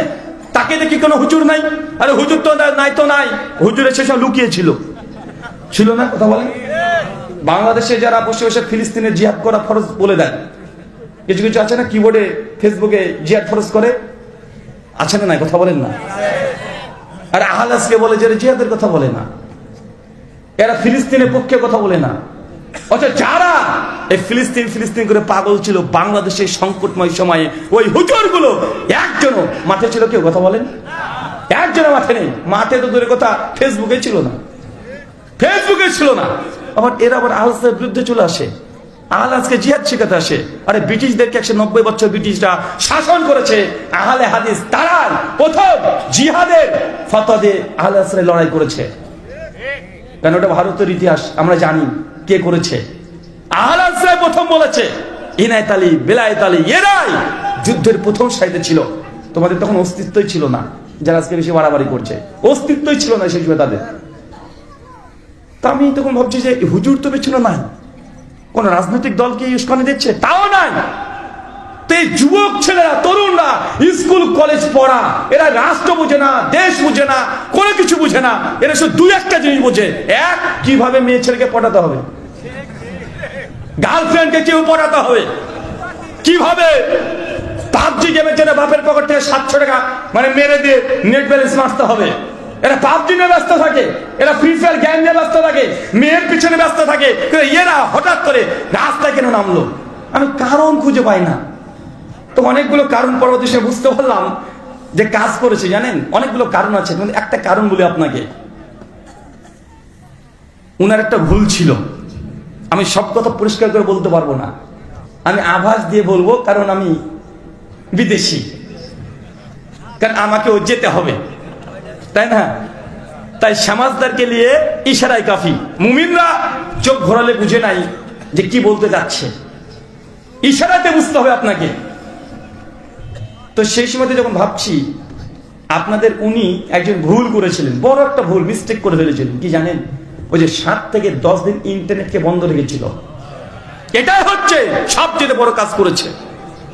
7 থেকে 10 দিন নেট বন্ধ, মানুষের সঙ্গে যোগাযোগ নেই।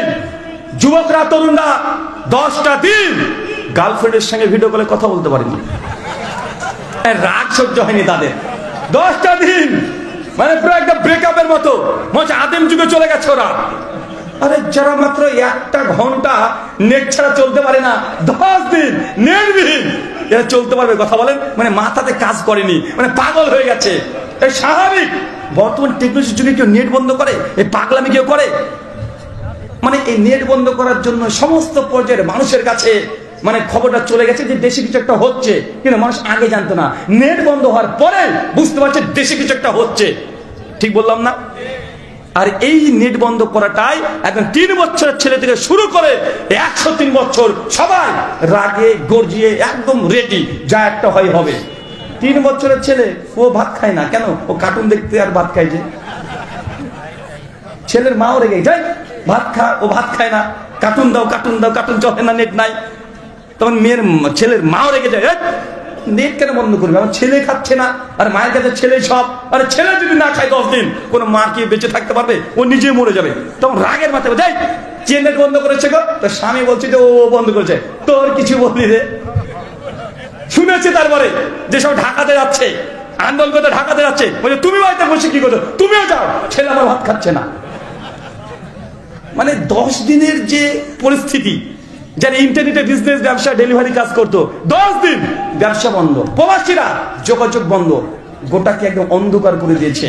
আর এই 10 দিনের মানুষের যা ক্ষোভ, 16 বছরে কি ঘটেছে ওটা রাজনৈতিক বিশ্লেষণ আমি করার প্রয়োজন নেই। 10 বছর যে ক্ষোভ, জনতার যা রাগ, এ রাগে ভাসতে ভাসতে চলে গেছে। আর আমরা তো ধরেন উদার মানুষ, তো আমরা উদার মানুষ, যতই গালি দেন আমাদেরকে আমরা উদার। যেগুলো আপনারা দরকার নেই ফেলে দিবেন, ওগুলো আমরা নিয়ে নিই। আজ থেকে 20 বছর আগে তাসলিমা নাসরিনকে নিয়েছিলাম না, এখনো রেখে দিয়েছি, একদম রাজরানীর মতো করে রেখে দিয়েছি, কেউ কিছু বলতে পারবে না। আপনার তাড়িয়ে দিয়েছেন, তা যাকে তাড়াবেন সে পচা হোক না কেন, তা আমরা নিয়ে নেব। কেন বলেন তো? আমরা উদার, আপনি গাল দিতে পারেন আমাদেরকে, যা মন চায় তাই করতে পারেন, কিন্তু আমরা এতটাই উদার। প্রয়োজন নেই আপনাদের, দিয়ে দিবেন, সাদরে গ্রহণ করে নিব। তো সেই সময়তে দেখছি যে এই হচ্ছে বাংলাদেশের বর্তমান প্রেক্ষাপট। বাংলাদেশের মানুষ দেখছি যে হঠাৎই সেই দিন আনন্দিত উল্লাসিত, আর ছেলেরা এই তরুণ যুবক স্কুল কলেজ পড়ুয়া মানে হঠাৎ করে সিদ্ধান্ত নিয়ে নেয়। জমা হওয়ার কথা ছিল 6 তারিখ, রাতারাতি সিদ্ধান্ত পরিবর্তন। লাইভে এসে বলছে 5 তারিখেই জমা হবো, চল 5 তারিখে ঢাকার লোড হয়ে গেছে, রংপুরকে দখল করে নিয়েছে, বুকে তাজা রক্ত ঢেলেছে যে গুলি কর। চিন্তা করেছেন এর জজবা কত? তাই আমি আগে বলেছি কাল 50% কাজ হয়েছে, এখনো 50% কাজ বাকি আছে। আর একটা যদি এমন ঝটকা আসে, ইনশাআল্লাহ বাংলাদেশে আবার কালেমা পতাকা উড্ডীন হবে ইনশাআল্লাহ। বাংলাদেশ আপনারা ভাগ করেছেন, ভারত থেকে বাংলাদেশ ভাগ হয়েছে। ইতিহাসকে ভালো করে দেখেন, ভারত থেকে বাংলাদেশ ভাগ করার মূল কারণ ছিল ধর্ম পালন করা। ধর্মের জন্য বাংলাদেশ হয়েছে। যদি সেই বাংলাদেশে যদি আজকে যে ধর্ম যদি না থাকে, আপনাকে ভাগ হতে কে বলেছিল? ভারতে 37 কোটি মুসলমান, বাংলাদেশে 17 কোটি মুসলমান, পাকিস্তানে আছে 20 কোটি মুসলমান। 3 দেশের মুসলমানের সংখ্যা যদি যোগ করেন 75 থেকে 80 কোটি মুসলমান এক জায়গায় যদি থাকতাম, পৃথিবীর কোন শত্রু যত বড় শত্রু হোক না কেন, কেউ মুসলিমদের দিকে চোখ রাঙিয়ে একটা কথা বলে সাহস পেত না। আপনার ভাগ হয়ে চলে এসেছেন, আমাদেরকে দুর্বল করে দিয়েছেন, নিজেরা দুর্বল হয়ে গেছেন। কেন? ধর্ম পালন করার জন্য। ধর্মের জন্য দেশ ভাগ হয়েছে, ধর্মের জন্য বাংলাদেশ হয়েছে।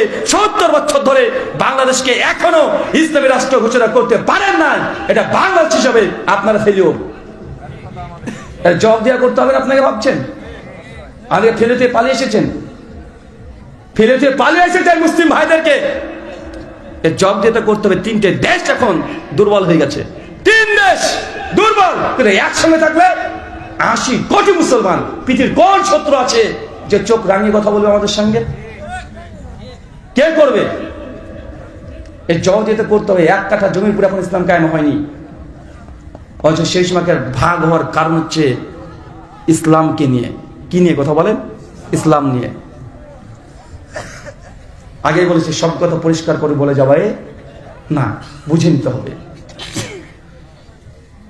অনেক কথা বলা যায়, কিন্তু হটকারিতা করে বলে দিয়ে যদি ইউসুফ আলাইহিস সালাম থেকে যায়, হ্যাঁ, তাদের সমস্যা। তাই হটকারিতা ইসলামে চলে না কি কথা বলেন? অনেকে আবেগ দেখে জাতা মাতা বলে দিল, জেলখানে পড়ছে, ওরকম করে লাভ আছে? কথা বলেন। বুঝার মতো বুঝতে পারলেই যথেষ্ট যে আপনাকে কি বোঝাতে যাচ্ছি, দেশ কোন দিকে যাচ্ছে। চোখ কানকে খোলা রাখতে হবে। কাফেররা পালিয়ে যাচ্ছে, মুসলমানরা আনন্দিত উল্লাসিত গনিমত করে চিৎকার মারছে। খালিদ বিন ওলীদ তার সৈন্য সামন্ত নিয়ে অনেকটা দূরে চলে গেছে, আর মনে মনে ভাবছে হেরে গেলাম কেন, আমি খালিদ বিন ওলীদ হেরে যাবো, এটা হতে পারে, কেন হারলাম? উনি কারণ বের করার চেষ্টা করছে। অবশেষে সে কারণ বের করে বুঝতে পারছে, জি হ্যাঁ, মুসলমানরা পাহাড়ের উপরে 50 জন ছিল, তারা অতর্কিত ভাবে তীর নিক্ষেপ করেছে, আমরা তাদের নিশানা করতে পারিনি। ওই 50 জনের জন্যই আমরা আজকে হেরে গেছি। খালিদ বিন ওলীদ কঠিন ইন্টেলিজেন্ট। একটু পরে ওই যে পাহাড়ে, চাচা বলেন তো কতজন ছিল?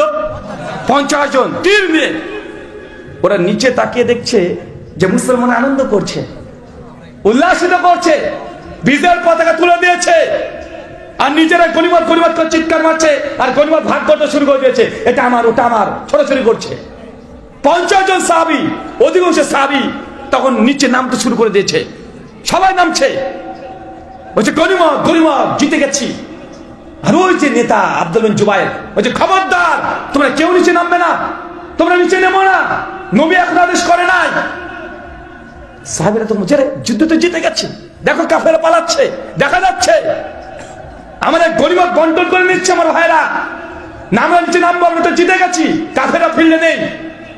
50 জন সাহাবীর মধ্যে অধিকাংশ সাহাবী পাহাড় থেকে দৌড়তে দৌড়তে ছুটে এসে নেমে গনিমত গনিমত করে চিৎকার মারছে, গনিমতকে সংগ্রহ করতে শুরু করে দিয়েছে। খালিদ বিন ওয়ালিদ ওই যে কাফের, সেই সময় অনেকটা দূরে গিয়ে নিজের পরাজয় সে মেনে নিতে পারছে না, হঠাৎ করে পাহাড়ের দিকে তাকিয়ে দেখছে পাহাড় ফাঁকা। যে পাহাড়ে 50 জন ছিল কেউ নেই, 4-5 জন ঘোরাঘুরি করছে। খালিদ বিন ওয়ালিদ ওইখানে তার যত সৈন্য সামন্ত আছে, স্টপ, এখানে থেমে যাও, দান করে দিয়েছে, সঙ্গে সঙ্গে মিটিং।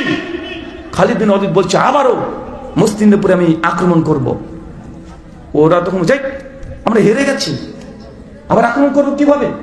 খালিদ বিন ওয়ালিদ বলছে পাহাড়ের দিকে তাকিয়ে দেখো, 50 জন ছিল, একজনও নাই। নিঃসন্দেহে মুসলমানরা এখন আমাদের ফেলে আসা গনিমত তারা কোরাতে কোরাতে একদম সামনের গেটে চলে গেছে, পেছন গেট একদম নিঃসন্দেহে ফাঁকা থাকবে।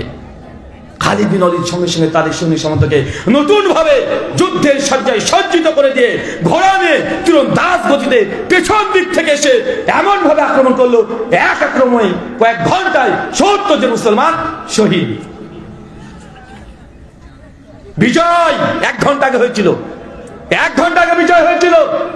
1 ঘন্টার মধ্যে তুরপের তাস ঘুরে গেছে, 1 ঘন্টায় পথ বদল হয়ে গেছে। 1 ঘন্টার মধ্যে আবার মুসলমান 70 জন সাহাবী মৃত্যুবরণ করেছে, শত শত তারা আহত হয়ে গেছে। মাত্র 1 ঘন্টার কারণে বিজয় পেয়ালা পান করেও পরাজয়ের গ্লানি তারা ভোগ করেছে। বাংলাদেশকে মিলানে বাংলাদেশকে নিয়ে পেছন থেকে আক্রমণ করার চিন্তা চলছে না? একটার পর একটা পেছন থেকে আক্রমণ চলছে। আপনার চোখটা একটু যদি খোলা রাখেন, কান যদি খোলা রাখেন, আপনি বুঝতে পারবেন যে আপনাকে নিয়েও দেশ নিয়েও আবারও বিভিন্ন রকমের ষড়যন্ত্র চলছে, পেছন থেকে আক্রমণ করার জন্য টার্গেট করছে। আপনি মনে এখনো বুঝতে পারেন নাই, হঠাৎ করে ঢাকাতে কয়েক মাস আগে 200 খানা গাড়ি ঢুকে গেল, খোঁজ নাই। হঠাৎ করে আনসার বাহিনী চলে গেল নতুন করে আন্দোলন করতে, কিসের ইঙ্গিত? ওদের যুদ্ধের 2য় রাউন্ড চলছে, 2য় রাউন্ডে এখন আছেন, এখনো বিজয়ের কিছু হয় নাই। বিজয় তো অনেক জাতি অর্জন করেছে, কিন্তু বিজয়টা অর্জন করা মূল বিষয় নয়, বিজয়কে ধরে রাখা এটা হচ্ছে সবচেয়ে বড় চ্যালেঞ্জ। বিজয় অনেক জাতি লাভ করেছে, টিকে থাকতে পারে না ফিল্ডে, তাই বিজয়কে ধরে রাখা আরো 5 বছর আপনাদেরকে কঠিন সাবধান সতর্ক থাকতে হবে। এখনো 5 বছর কঠিন সাবধান সতর্ক থাকতে হবে। ফেসবুকে একটা কমেন্ট করতে হলেও 10-12 আপনাকে ভাবতে হবে, তারা ইস্যু খুঁজছে, ছোট্ট একটা কিছু ইস্যু পেলেই ওটা দিয়ে আবার নতুন করে পরিকল্পনা করে ফেলবে তারা। কথা কি বুঝতে পারছেন না ভাইজান? দেখেন না, গতকালকে তো মনে হয় যশোরে জামিয়া ইসলামিয়াতে ছেলেরা যেমন খুশি তেমন সাজো একটা মানে করেছে, স্কুলে খেলা হয় না, প্রতিযোগিতা হয়, তো ওইখানে ওই কিছু বন্দুক টন্দুক তৈরি করা, মানে ছেলেদের, বাচ্চা ছেলেদের কাগজ দিয়ে তৈরি করে দাঁড়িয়ে আছে, ওটা নিয়ে একদম শোরগোল চলছে যে বাংলাদেশ একদম আইএসএস এর লোড হয়ে গেছে, তারা জঙ্গি আক্রমণ করবে, তারা এই করবে ওই করবে, হাজার রকমের মিথ্যা প্রাপগণ্ডা চলছে কি চলছে না? চলছে। মানে কোনো একটা কুলু খুঁজছে, যদি পেয়ে যায় তাদের কাজটা সহজ হয়ে যাবে। তাই আপনাদেরকে আরো সাবধান সতর্ক থাকতে হবে। পেছন দিক থেকে আক্রমণ দেখলেন না, চিটাগাঙ্গে ভিকটিম কার্ড খেলছে না? ভিকটিম কার্ড বুঝেন নাই? কয়েকদিন আগে তো হলো রে ভাই, ভিকটিম কার্ড, সংখ্যালঘু ভিকটিম কার্ড খেলা হচ্ছে না, চলছে। পেছন থেকে আক্রমণ, কি কথা বলেন? পেছন থেকে আক্রমণের পরিকল্পনা চলছে, সাবধান। ওহুদের যুদ্ধে 2য় যে রাউন্ড, এত চেষ্টা করা হয়েছে, মুসলমানরা হেরে গেছে। কারণ বের করতে হবে। ওহুদের যুদ্ধের এই মুসলিম সাহাবীদের যদি মৃত্যু কিভাবে ঘটেছে বলি, আপনি অবাক হয়ে যাবেন। আল্লাহ নবী ডাক মারক এই যুদ্ধে শহীদ হয়ে গেছে, পায়ে 4 খানা তীর লেগেছে। আমির হামজা ওই যুদ্ধে মৃত্যুবরণ করছে। আমির হামজা মানে আল্লাহর সিংহ পুরুষ, যার সামনে কেউ কথা বলতো না, তাকে এই যুদ্ধে একদম শহীদ করে দিয়েছে। ইসলামের ভিড় দুর্বল করেছে এই যুদ্ধেই। একজন সাহাবীর নাম হচ্ছে হানজালা, সহিহ মুসলিম ৮০০৩ নম্বর হাদিস। হানজালা সদ্য বিবাহ করেছে, বিয়ে করে স্ত্রীর সঙ্গে আছে, বাসর চলছে, বাড়ি পেছন থেকে ডাক দিচ্ছে যে হানজালা, উহুদে যেতে হবে, নবীর আদেশ। হানজালা ওই অবস্থায় স্ত্রীকে ত্যাগ করে দিয়ে, ছেড়ে দিয়ে, উষ্ণ মুহূর্ত ত্যাগ করে দিয়ে উহুদের প্রান্ত চলে এসেছে। উহুদের যুদ্ধ চলছে, হানজালা একাই ৪-৫ জন কাফেরের সঙ্গে মোকাবেলা করছে। পেছন থেকে সে হানজালাকে একদম পুরোটা হত্যা করে দিয়েছে, শহীদ হয়ে গেছে হানজালা। এত বড় সাহাবী। এই যুদ্ধে সাইদ বিন মুসাইব, আল্লাহ নবী তাকে বলেছিল কালেমার পতাকা তোমার হাতে থাকবে, কারণ সাইদ বিন মুসাইবের চেহারাটা অনেকটা আল্লাহ নবীর সঙ্গে মিল ছিল। সাইদ বিন মুসাইবকে এই যুদ্ধে আল্লাহ নেতা করে দেন, কালেমার পতাকা নিয়ে ছুটছে কাফেরদের মধ্যে, একসঙ্গে ৪-৫ জন কাফের সঙ্গে লড়াই করছে। অবশ্যই যে হাতে কালেমার পতাকা ছিল, ওই হাতকে কাফেররা তরবারি দিয়ে আঘাত করে হাত থেকে পুরো কেটে নিয়েছে। এই যুদ্ধে একজন সাহাবী আবু তালহা ইবনে উবাইদুল্লাহ, নামটা মনে রাখবেন, আবু তালহা ইবনে উবাইদুল্লাহ। এই সাহাবী ছিল বলে আল্লাহ এই সাহাবীর ওসিলায় আল্লাহ নবীকে বাঁচিয়ে দিয়েছেন। আবু বকর রাদিয়াল্লাহু আনহু বলছেন যে উহুদের যুদ্ধ, উহুদ একাই আবু তালহার, মানে আবু তালহা ইবনে উবাইদুল্লাহ সাহাবী উহুদের যুদ্ধের প্রথম থেকে শেষ পর্যন্ত পুরোটা আল্লাহ নবীর সামনে দাঁড়িয়ে। কাফেররা মূল টার্গেট ছিল উহুদের যুদ্ধে নবীকে সরিয়ে দিবে, নবীকে হত্যা করবে, এটা টার্গেট। দলবদ্ধ হয়ে আসে ১৫০-৬০ জন করে। দ্বিতীয় রাউন্ড যখন হয়েছে ৫০-৬০ জন একসঙ্গে নবীর সামনে এসে ঝাঁপিয়ে পড়ে। সঙ্গে সঙ্গে দৌড়তে দৌড়তে ৯ জন সাহাবী আল্লাহ নবীকে গোল করে ঘিরে ফেলেছে। তার একসঙ্গে ৫০ জন চলে এসেছে। ৯ জন সাহাবী নবীকে গোল করে ঘিরে আল্লাহ মিডিলে আছে। সাহাবী ইয়া রাসূলুল্লাহ, আপনি মাথা নিচু করেন, মাথা নিচু করেন, মাথা তুলেন না। কাফেররা আপনাদেরকে লক্ষ্য করে তীর নিক্ষেপ করছে, টার্গেট আপনাকে করছে। আল্লাহ যখন বলছে যে তোমরা তোমার মতো চেষ্টা চালিয়ে যাও, একসঙ্গে ৭ জন সাহাবী ছুটে গিয়ে কাফেরদের দলে গিয়ে কয়েকজনকে হত্যা করে দিয়েছে। তারপরে ৭ জনকে কাফেররা হত্যা করে ওখানে শহীদ করে দিয়েছে। মাত্র ২ জন সাহাবী নবীর সঙ্গে আছে, কেউ নেই, আশেপাশে কেউ নেই।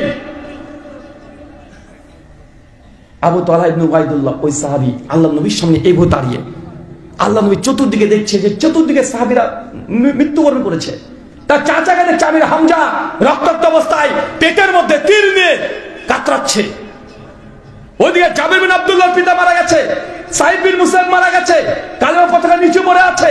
আলী বিন আবি তালেব ছুটে গিয়ে কালেমার পতাকা ধরছে। ৭০ জন চতুর্দিকে রক্ত আর রক্ত। আল্লাহর হৃদয় জান ছটফট করছে যে সাহাবী আমার মৃত্যুবরণ করছে, মারা যাচ্ছে। আল্লাহ ছুটে বেড়াচ্ছে, একবার চাচার কাছে যায়, একবার এর কাছে যায়, ওর কাছে যায়। কার কাছে যাবে? একজন মানুষ বারবার ছুটে বেড়াচ্ছে। আর আবু তালহা ইবনে উবাইদুল্লাহ এই সাহাবী নবীর সামনে সামনে ছুটে বেড়াচ্ছে। ইয়া রাসূলুল্লাহ, আপনি সেই ছুটে বেড়াবেন না, আপনি এখানে থেকে যান। আল্লাহ রাসূল আপনাকে লক্ষ্য করে বারবার কাফেররা তীর মারছে, বড় জামাত চলে এসেছে, আপনাকে মেরে দিবে। ইয়া রাসূলুল্লাহ, আপনি মাথা নিচু করেন, আমার বুক আপনার বুক যেন হয়, আপনি মাথা তুলেন না। আল্লাহ রাসূল মাথা তুলিয়েন না। পরপর কাফেররা নবীকে লক্ষ্য করে ৫০ খানা তীর নিক্ষেপ করেছে। ৩৯ খান তীর আবু তালহা ইবনে উবাইদুল্লাহ বুক পেতে নিয়ে নিয়েছে। ৩৯ খান তীর গোটা শরীরে, চতুর্দিকে হাত, পা, গলা, বুক, চতুর্দিকে ৩৯ খান তীর এই সাহাবীর বুকের মধ্যে নিয়ে নিয়েছে। নবী আল্লাহ রাসূল, আপনি মাথা নিচু করেন, আপনার বুক যেন আমার বুক হয়, মাথা তুলবেন না। তারপর আল্লাহ নবীর একটা দাঁত মরক এই যুদ্ধে শহীদ হয়ে গেছে। মর্মান্তিক।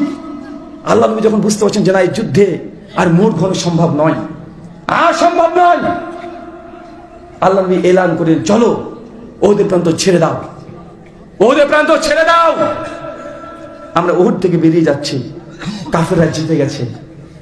আল্লাহ নবীর সঙ্গে সঙ্গে সমস্ত সাহাবীদেরকে নিয়ে ওই ওহুদের প্রান্ত ত্যাগ করছে, হাঁটা শুরু করছে, সামনে দিয়ে চলে যাচ্ছে। আর যারা সেই সময়তে শহীদ হয়েছে তারা তখন শনাক্ত করছে কার ভাইয়ের লাশ, কার মামার লাশ, কার চাচার লাশ, আত্মীয় স্বজন, তারা শনাক্ত করে টেনে টেনে নিয়ে আসতে যাচ্ছে। সবাইকে পেয়েছে, একজনকে পায় নাই, হানজালা। সবার লাশ পাওয়া গেছে।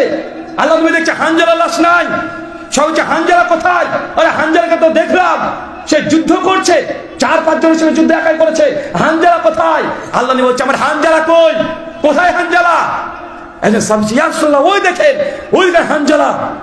দেখছে জমিন থেকে প্রায় 3-4 ফুট উঁচুতে হানজালার লাশ ভাসছে, শরীর থেকে টপ টপ করে পানি পড়ছে। আল্লাহ নবী দেখে বলছে, হানজালাকে দেখো, ফেরেশতারা তাকে গোসল দিচ্ছে, ফেরেশতারা গোসল দিচ্ছে আমার হানজালাকে।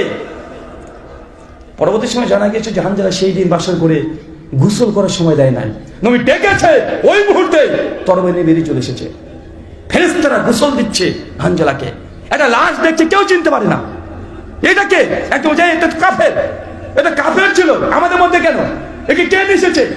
আজম সাহেব বলছে, ইয়া রাসূলুল্লাহ, এই ব্যক্তিটা উহুদের যুদ্ধের আগের মুহূর্তে কালেমা পড়েছে। এই সাহাবী মানে কাফের ছিল, পা ন্যাংরা, ও আমার কাছে কালেমা পড়েছে রাসূলুল্লাহ। ও বলছে যুদ্ধে যাবে, উহুদে যাবে, আমি নিষেধ করেছি যে তুমি ন্যাংরা, যে কিছু করতে পারবে না, সমস্যা হবে। কিন্তু এই লোকটা বলছে যে আমি আজকে আল্লাহ রাসূলকে স্বপ্ন দেখেছি, আমি দেখছি যে নবীর কাছে কালেমা পড়ে আমি উহুদের প্রান্তে গেছি, আর আমার এই গলার কাছে একটা তীর লেগেছে, আমি শহীদ হয়ে গেছি, আমি এটা স্বপ্ন দেখেছি, আমি যাবই, আমাকে তুমি নিয়ে চলো। ন্যাংরা মানুষ। আল্লাহ নবী তাকে গিয়ে দেখছে যে সত্যি ওই সাহাবীর এই জায়গাটা ঠিক তীর লেগেছে, এই জায়গাতে, যে জায়গাতে দেখেছে। আল্লাহ নবী বলছেন তার মুখের কথা আল্লাহ কবুল করে নিয়েছে।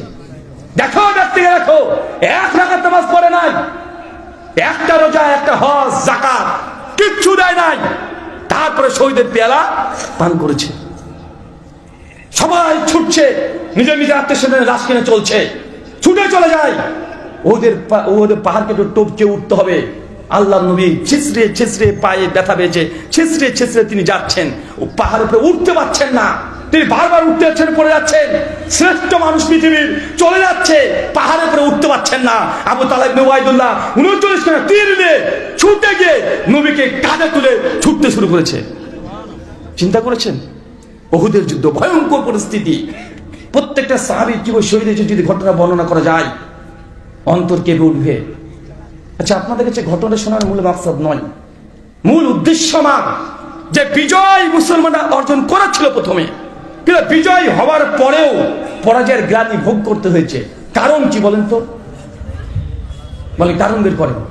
যতক্ষণ কারণ বের করতে না পারছেন, আপনার দেশ আজকে যে পরিস্থিতি, উহুদের 3য় রাউন্ড যখন তখন ঘটে যেতে পারে, তার কারণ আগে বের করতে হবে।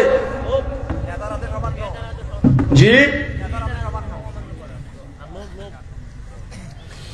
একজন বলেছেন নেতাকে অমান্য করা, একজন বলছে লোভ, 2, 3 আর বলেন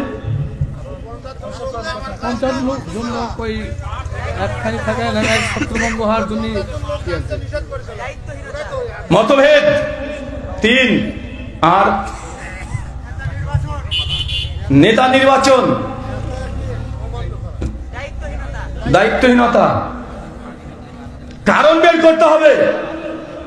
লাকাদ কানা লাকুম ফি রাসূলিল্লাহি উসওয়াতুন হাসানাহ, নিঃসন্দেহে মুমিনদের জন্য নবীর জীবনীতে উত্তম আদর্শ আছে। যে কোনো প্রশ্নের উত্তর নবীর জীবনীতে পেয়ে যাবেন। এখন আপনাদের কি করা উচিত? এই উহুদের যুদ্ধ দেখলে সব অ্যান্সার পেয়ে যাবেন, সবগুলো পাবেন। আমি 5টা কারণ বলছি, কয়টা বলবো? 5টা। 1, নবীর আদর্শকে লঙ্ঘন করা, নবীর আদেশকে লঙ্ঘন করা। 2, আল্লাহ নবী যাকে নেতা বানিয়ে দিয়েছিলেন সেই নেতার আদেশকেও লঙ্ঘন করা। 3, মুসলমানদের মধ্যে আপোষেই মতভেদ, কেউ বলছে নিচে নামবো আর কেউ বলছে না, নামা যাবে না। 4, মতভেদ হয়েছে এই কথা ঠিক, সমাধান আল্লাহ নবীর আদেশ থেকে নেওয়া হয় নাই, নিজের যুক্তি বুদ্ধি কিয়াসকে প্রাধান্য দিয়ে বলেছে যুদ্ধেতে জিতেই গেছি, নিচে গেলে সমস্যা কোথায়, মানে ওহিকে বাদ দিয়ে, নবীর আদেশ বাদ দিয়ে নিজের কিয়াসকে প্রাধান্য দিয়েছে। কি প্রাধান্য দিয়েছে? কিয়াস, যুক্তিকে প্রাধান্য দিয়েছে, বিবেককে, মন যা চায় সেটা মেনে নিয়েছে। এই যে 4 নম্বর কারণ। 5, দুনিয়ার প্রতি লালসা, গনিমত গনিমত করে চিৎকার মেরেছেন। আজকেও এই 5টা কারণ যদি আপনাদের বাংলাদেশের মধ্যে লক্ষ্য করা যায়, আজকেও এই অর্জিত বিজয় আবার ধূলিসাৎ হয়ে নাম নিশানা মিটে যাবে।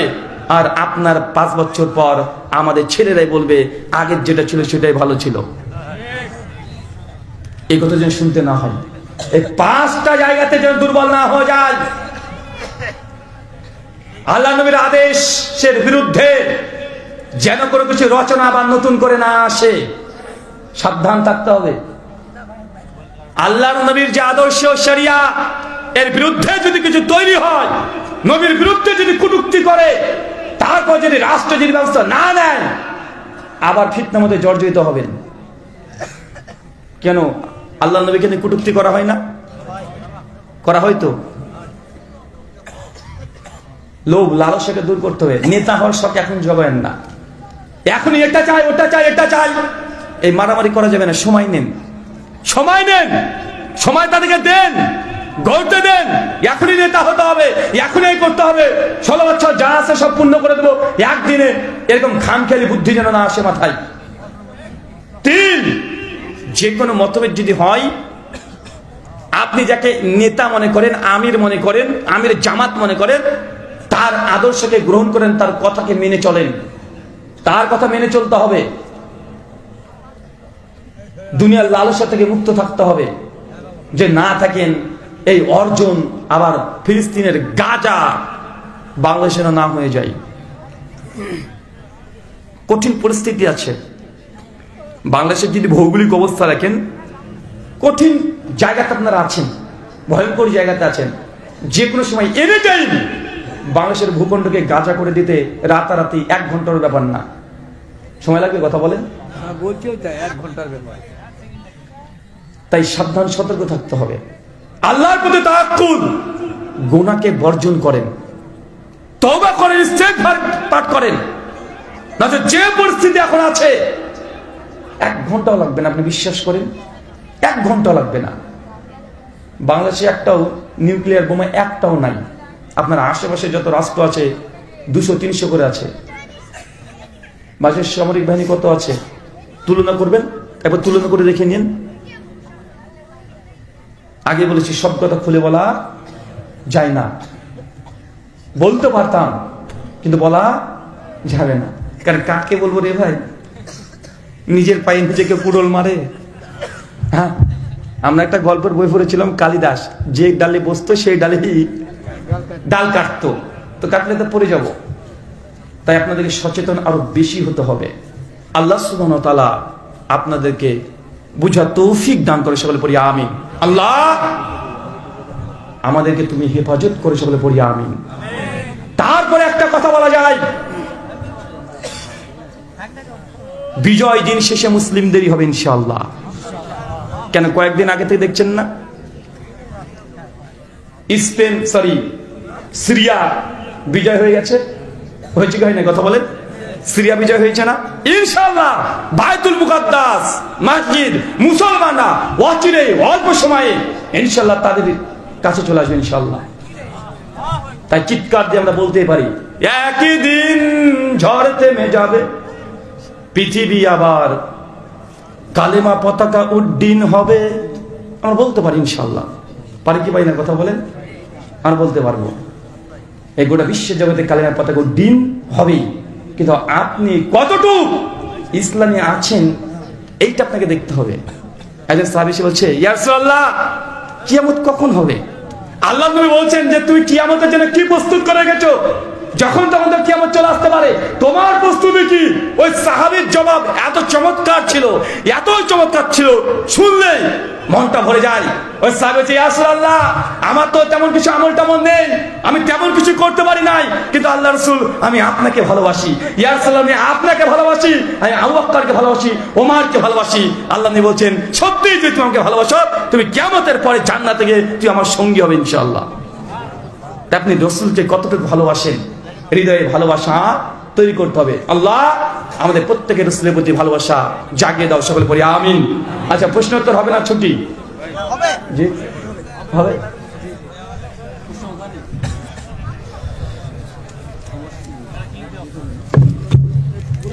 আচ্ছা আচ্ছা জি জি ঠিক আছে। প্রথম প্রশ্ন, মসজিদের মাইকে মৃত্যুর সংবাদ ঘোষণা দেওয়া যাবে কি? মসজিদের মাইকের মৃত্যুর ঘোষণা দেওয়া যাবে কি যাবে না? আচ্ছা, প্রশ্ন উত্তর আছে। 12টা বেজে গেছে। আপনারা বলেছিলেন 19 তারিখে আপনাদের প্রোগ্রাম, কিন্তু আজকে হয়ে গেছে 20 তারিখ। দেখেন হ্যাঁ 20 তারিখ না, 20 তারিখ হয়ে গেছে, তো ছুটি দিয়ে দিই, সুবহানাক বলি।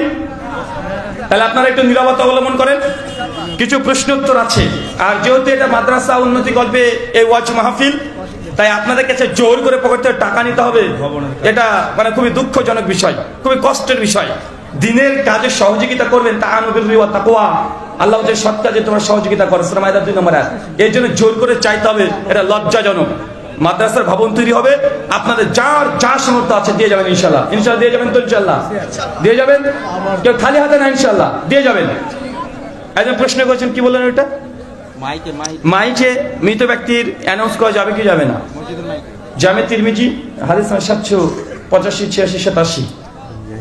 আল্লাহ নবী পরিষ্কারভাবে বলেছেন, মসজিদ থেকে কোনো হারিয়ে যাওয়া জিনিসের ঘোষণা দেওয়া যাবে না। তো যে জিনিসটা মানুষটা মারা গেছে, ও কি দুনিয়া থেকে হারিয়ে যায় নাই? হ্যাঁ, তাহলে কি প্রচার করা যাবে মসজিদে? মাইকে করা যাবে না। চাচা কষ্ট পাচ্ছেন? 2, এমনি বাহ্যিকভাবে মৃত ঘোষণা কি মাইকিং করা যাবে? একই হাদিস সহিহ সুনান তিরমিজি 786 নম্বর হাদিস, আল্লাহ নবী বলছেন, আন-নাঈ, এটা থেকে দূরে থাকো। এর অর্থ আল্লাহ নবী বলেছেন যে মৃত ব্যক্তির ঘোষণা করা, প্রচার করা একটা জাহিলি রীতি। ইহুদিরা তাদের যদি কেউ মারা যেত, তারা প্রচার করত, উটের উপরে ঘোড়ার উপরে চলে দিত, ঢাকঢোল পিটে পিটে মানুষকে বলতো অমুকের বেটা অমুক অমুক অমুক এইভাবে মারা গেছে, কবর হবে অমুক জায়গাতে, বলে বেড়াতো। আল্লাহ নবী এটাকে বলছে জাহিলি রীতি। তাই মুসলিম যদি মারা যায়, এইভাবে প্রচার করা যাবে না। তবে কি করা যাবে? খবর দেওয়া যাবে। চাচা কি বলেন তো? কি দেওয়া যাবে না? প্রচার করা যাবে না, ঘোষণা দেওয়া যাবে না। কি দেওয়া যাবে? খবর। তো বাবা, ঘোষণা দেওয়া আর খবর দেওয়ার মধ্যে পার্থক্য কি? পার্থক্য আছে চাচা। ঘোষণা ওটাকে বলে একজন ব্যক্তি বলবে, 100, 200, 500 শুনবে, এটা হচ্ছে ঘোষণা। খবর কাকে বলে? একজন ব্যক্তি আরেকজনকে বলবে, এটা হচ্ছে খবর। কথাকে বুঝতে পারলেন? খবর হচ্ছে একজন ব্যক্তি বলেন, চাচা অমুকজন মারা গেছে, উনি আরেকজনকে বলেন, খবর, এই খবর চলবে। স্পষ্ট হাদিস। ঘোষণা করা, প্রচার করা, এটা ইহুদি এবং খ্রিস্টান তাদের আদর্শ। এই আদর্শ গ্রহণ করা যাবে না। শুকরান, জাযাকাল্লাহু খাইরান। জৈনক বক্তা বলেছেন, হালাল জিনিস বেশি পরিমাণ খাওয়া হারাম, কথাটা কতটুকু সত্য জানাবেন? আমার লেখা কিছু বই আছে, ফিতরা টাকা না খাবার, ঝামেলা হবে কদিন পরে। হাত কোথায় বাঁধবেন, মেয়েরা মসজিদে সালাত আদায় করতে পারবে কি পারবে না, রফল এদিন করা যাবে কি যাবে না, মাযহাব মানা যাবে কি যাবে না, সব বই স্টেজে ডান দিকে পাওয়া যাচ্ছে। আর অনেকগুলো বই আছে। আজকে উনি এই বইটা ফাইলটা ডিসকাউন্ট দিচ্ছে, 7খানা না 6খানা বই আছে, 400 টাকাতে দিয়ে দিচ্ছে, প্রায় 800 টাকা বা 700 টাকার বই 400 টাকা দিচ্ছে, নিতে পারবেন। মসজিদে মুসাফির এসে তারা বিভিন্ন না, আরেকটা তার আগে প্রশ্ন করেছিল তো, বিড়ি সিগারেট বা নেশাদার দ্রব্য। না, দাঁড় 1 মিনিট। কোন এক বক্তা বলেছেন যে জিনিস খাওয়া হালাল, তার বেশি খাওয়াও হারাম। আসলে বেশি খাওয়া হারাম নয়, সুন্নাতের খিলাফ। আল্লাহ নবী যখন খেতেন কোন হালাল খাবার, পেটটাকে তিনি 3 ভাগ করতে বলেছেন, 1 ভাগ খাবার, 1 ভাগ পানি, 1 ভাগ শ্বাস প্রশ্বাস। সূরা তাহা আয়াত নম্বর 82 আল্লাহ বলেছেন, খাও, পান করো, অপচয় করো না। মুসলমানের খাওয়ার সুন্নাতি তরিকা একদম লুলি পর্যন্ত এতদূর খেয়ে নিতে হবে এমনটা না। মানে একটা লোক বিয়ের বাড়িতে গিয়েছে, প্রচুর খাওয়া দাওয়া করেছে, খাওয়া দাওয়া করে বাড়িতে গেছে, তো বউকে বলছে যে অনেক বেশি খেয়ে নিয়েছি, পেটে মানে বদ হজম হয়ে গেছে। তো বউ বলছে, তো একটা ওষুধ খেয়ে নিতে পারলে না? ওষুধ খেয়ে নিতে পারতে। বুঝে পাগলি, ওষুধ খাওয়ার জায়গা থাকলে কি খালি আসে নাকি রে? মানে ওষুধ খাওয়ার জায়গাটাও রাখেনি।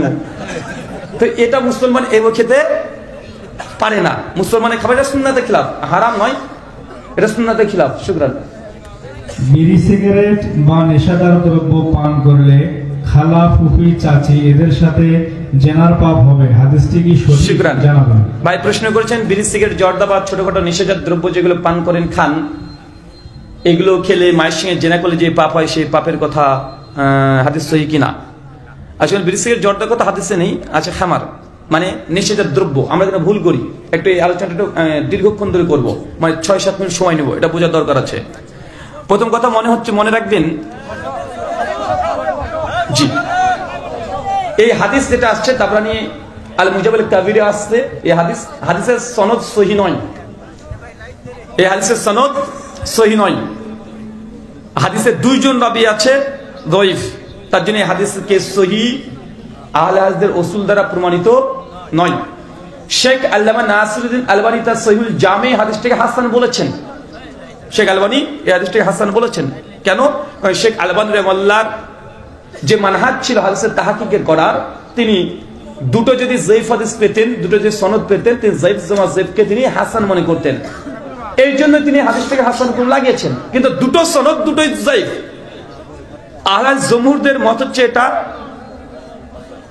যদি দুটো সনদ যদি পাওয়া যায়, দুটো যদি জয়ীফ হয়, হাদিসের হুকুম হাসান লি গয়রি বা হাসান হবে না, হাদিসটা জয়ীফই হবে। তাই এই হাদিসটা সহি নয়। দ্বিতীয় নম্বর কথা, আচ্ছা বিড়ি সিগারেট জর্দা কেউ যদি খায় তাহলে কি তার 40 দিন ইবাদত কবুল হবে না? জি, কি বলছেন আপনারা? হবে না, ভুল। বিড়ি সিগারেট জর্দা কেউ যদি খায় বা পান করে 40 দিন ইবাদত কবুল হবে না, এই কথা সঠিক নয়। 40 দিন ইবাদত কবুল মানে সরাসরি মদ পান করলে, খামার বা খামরুন এই জিনিস আর ছোট ছোট নেশা, বিড়ি সিগারেট জর্দা, এগুলোর মধ্যে পার্থক্য আছে। কামরুন ওটাকেই বলে যেটা খেলে সঙ্গে সঙ্গে বিবেকের প্রতি ডাইরেক্ট খাওয়ার সঙ্গে সঙ্গে তাৎক্ষণিক মস্তিষ্ককে বিকৃত করতে পারে। এই নেশা যদি করেন তাহলে 40 দিন ইবাদত আপনার কি হবে না? কবুল হবে না। এখন কবুল হবে না মানে কি? নামাজ কি পড়বে না? নামাজ পড়বে, কবুল হবে কি হবে না এটা আল্লাহ বুঝে নেবেন। ওটা আল্লাহর কাছে হিসাব দেওয়া লাগবে। কথা বুঝতে পারলেন?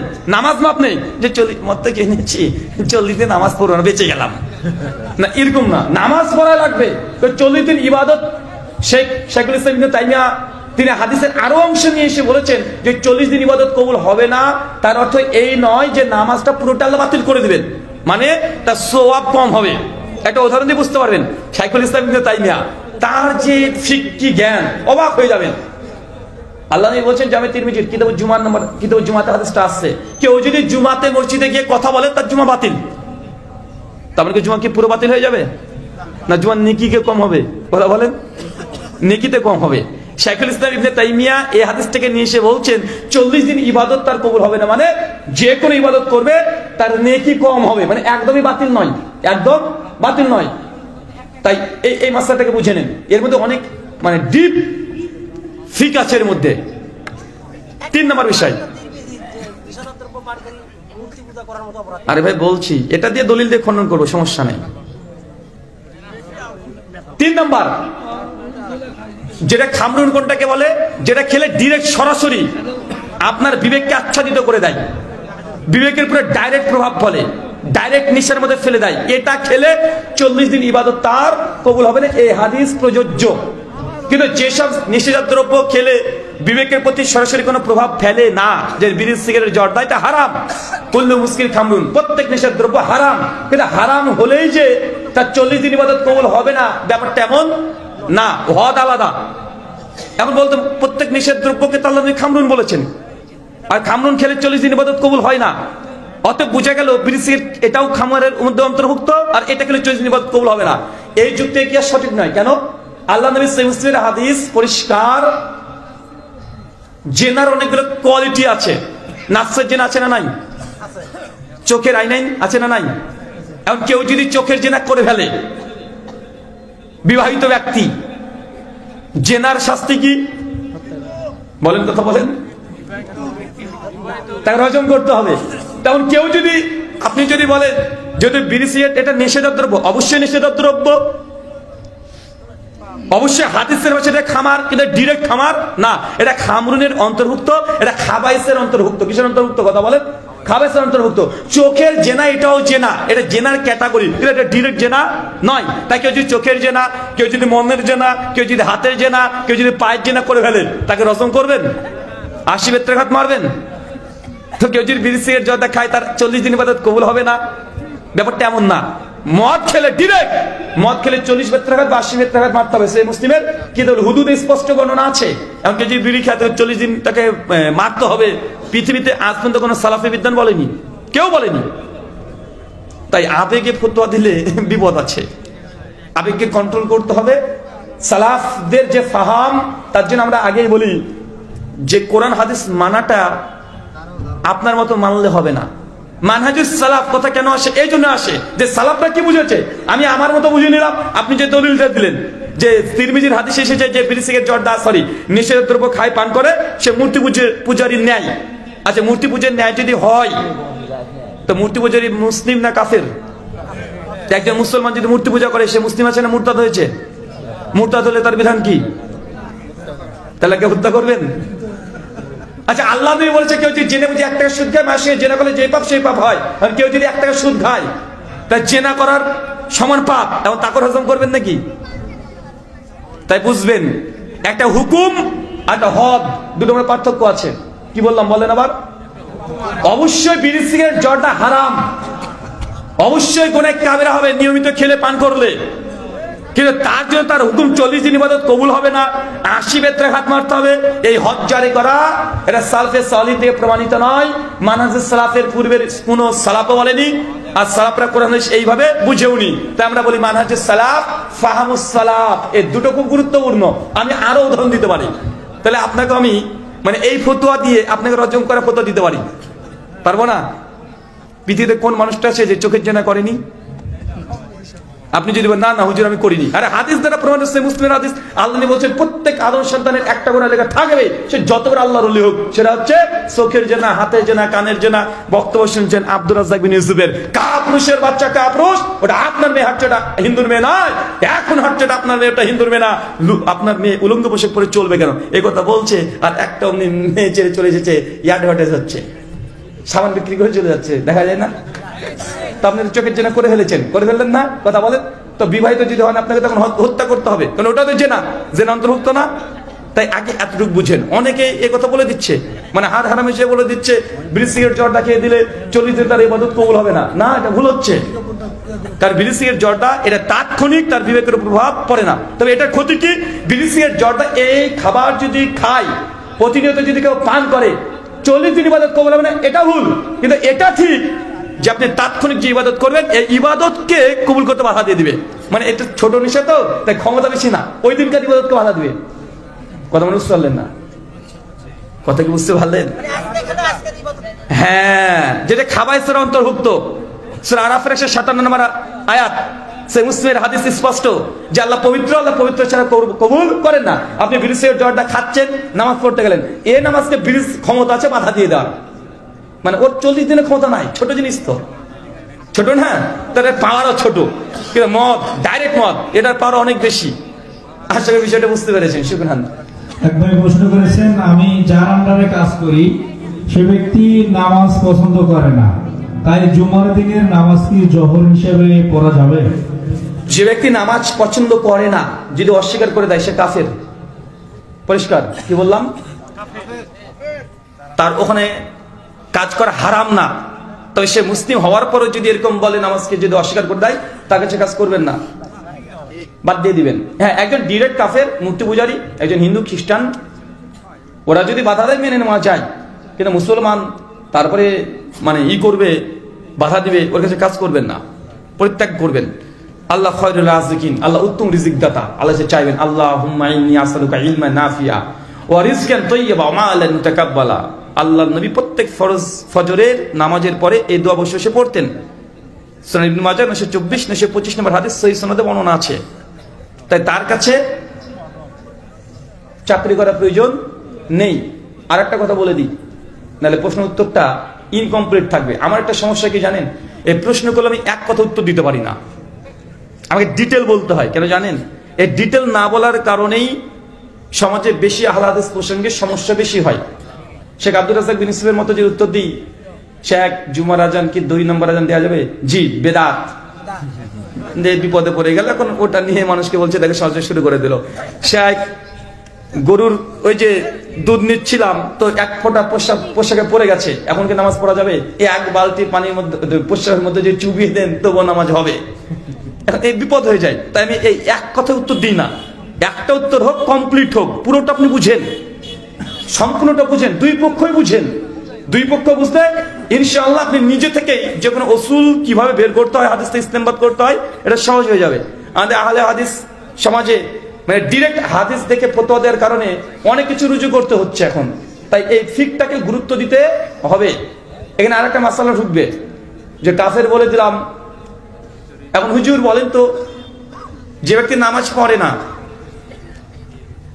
তার কি জানাজা করা যাবে? যে ব্যক্তি নামাজ পড়ে না সে যদি কোনো পশু জবাই করে সেটাকে খাওয়া যাবে? এই সচরাচর প্রশ্ন আসে, এটার সঙ্গে ইনকমপ্লিট আর হয়ে যাবে। মনে রাখবেন, একজন ব্যক্তি মাঝে মধ্যে নামাজ পড়ে, মাঝে মধ্যে ছাড়ে। জুমার দিনে নামাজ পড়ে, মাগরিব পড়ে, ইশা পড়ে, ফজর পড়ে না, বা ফজর পড়ে জোহর পড়ে না, এরকম কোয়ালিটির মুসল্লি। গিয়ে বলেন, ভাই তুই কি ব্যাপার ফজর আসিস না কেন? ভাই আসার দরকার, আসতে পারি না, অজুহাত পেশ করে এবং গুনাহ হচ্ছে এটা স্বীকার করে। কিন্তু সে ব্যক্তি জুমা পড়েন, মাগরিব ইশা পড়লো, কবে কবে পড়লো না, গাফেল। এই ব্যক্তি কাফের না। এই ব্যক্তি কি না? সে আকীদাতান কাফের না। তার জানাজা হবে, তার জবাই করা প্রাণীর মাংস খাওয়াও যাবে। আরেকজন ব্যক্তি আছে যাকে বলে ভাই নামাজ পড়তে যায়, নামাজ পড়ে কি হবে? নামাজ পড়ে কি বলে, ওগুলো উল্টো পাল্টা বলে। এই ব্যক্তি নামাজকে অস্বীকার করেছে। কি করেছে? অস্বীকার করেছে। এই ব্যক্তি কাফের। এই ব্যক্তি কি? কাফের। এর হুকুম হবে একজন হিন্দু খ্রিস্টানের মতো। একে মুসলিমদের কবরস্থানেও দাফন করা যাবে না, জানাজা তো দূর কি বাত। ওকে ওই হিন্দুদের মতো চিতাতে দাও দাও করে জ্বালিয়ে দিতে বলবেন। যে আল্লাহর জন্য নিজের সালাতকে অস্বীকার করছে তার মরা পরে জানাজা কিসের হয়? আর যে মাঝে মাঝে জুমাতেই আসতো আর নামাজ পড়তো না, ওর জানাজা করা যাবে। তো মসজিদের ইমাম পরিষ্কার ব্যক্তি তারা করবেন না। ওরকম একটা কোয়ালিটির ইমাম খুঁজে পারবেন যে শুধু জুমা পড়তে পারে, ওকে দাঁড় করিয়ে দিবেন। কথা বুঝতে পারলেন? মুসল্লি যে কোয়ালিটির, ইমামও হবে সেই কোয়ালিটির। কারণ নেতা যদি হয় বেতাল, তাহলে এই সমস্যা না হয়ে যান। আর একটা উদাহরণ দিয়ে বুঝতে পারেন। চাচা ধরেন আপনি যাবেন কক্সবাজারে, আপনাদের এলাকার লোক খুব ঠান্ডা, তখন ঘরগুলো কম দামে পাওয়া যাবে, এখন কক্সবাজারে যাবেন। হ্যাঁ, ধরেন হাজি গাজি মানুষ সব গাড়িতে উঠেছেন, তসবি টসবি নিয়ে জিকির করছেন, পাঞ্জাবের জুব্বা সব পরে আছেন। 50 জন যাত্রী প্যাসেঞ্জার সব ভালো, আল্লাহর ওলি। ড্রাইভারটা যদি মাতাল হয়, জি কি হবে? আপনাকে কক্সবাজার নিয়ে যাবে না, গাড্ডায় ফেলবে। ও যমুনায় পার করতে দেবে না, ও যমুনার মধ্যে আপনার চুবিয়ে মেরে দেবে। তাই যে কোয়ালিটির প্যাসেঞ্জার ওই কোয়ালিটির ড্রাইভার লাগবে। কথা বুঝতে পারলেন? আচ্ছা, মাজার পূজারী যারা আছে তাদের জানাজা পড়া যাবে কি যাবে না? এখান থেকে আরেকটাও বলে দিই যে বেদাতি যারা আছে তাদের জবাইকৃত প্রাণী মাংস খাওয়া যাবে কি যাবে না? যাবে, তারা আহলে কিতাবের হুকুমে। কি বলেন তো ভাইজান? আল্লাহ সুবহানাহু ওয়া তাআলা ইহুদি এবং খ্রিস্টান তাদের জবাইকৃত প্রাণী মাংস খাওয়া জায়েজ করেছেন। যদিও তারা নবীকে বিশ্বাস করে না, করে নাকি? কোরআনকে বিশ্বাস করে না। তারা কিসের হুকুম? আহলে কিতাবের হুকুমে। তাদের যেমন খাওয়া যাবে, ঠিক বেদাতি যদি আল্লাহর নাম নিয়ে জবাই করে, আর মুসলমান তো আল্লাহর নাম তো নিবেই, তো তারা যদি বিসমিল্লাহ আল্লাহু আকবার বলে জবাই করে, আপনি খেতে পারবেন। সহিহ বুখারী 438 নম্বর হাদিস। যারা আমাদের কিবলাকে কিবলা মনে করে এবং সেদিকে মুখ করে সালাত আদায় করে, তারা মুসলমান। অত তাড়াতাড়ি একজন ব্যক্তিকে ইসলাম থেকে খারিজ করা যায় না। শুকরান। একবার প্রশ্ন করেছেন, ফরজ সালাতের পরে সম্মিলিত মোনাজাত বিদআত, কিন্তু যারা এই বেদাতি কাজের সাথে জড়িত তাদের সাথে মিলিত হয়ে দল সংগঠন করা যাবে কি? বাহ, সম্মিলিত মোনাজাত করা বিদআত। এখন এদের সঙ্গে সম্মিলিতভাবে দল সংগঠন করা যাবে কি যাবে না? কারণ কোন দল করছেন, কোন সংগঠন করছেন সেটা তো বলতে হবে। ইসলামী তো অনেকগুলো সংগঠন আছে, চরমনে পীর সাহেবের আছে, তো দুজনই বেদাতি করেন, সমস্যা কোথায়? এখন যদি বলেন যে একটা হকপন্থী জামাত এবং বেদাতি কোন সদস্য থাকতে পারে কি পারে না, মূল কথা মনে রাখবেন যে বিদআত হচ্ছে দুই কোয়ালিটির। বিদআত কয় কোয়ালিটির? তার মানে হাসানা সাইয়ানা। বিদআত হচ্ছে একটা আকীদাতান, একটা আমলগত বিদআত। একটা আমলগত বিদআত, একটা হচ্ছে আকীদাতান বিদআত।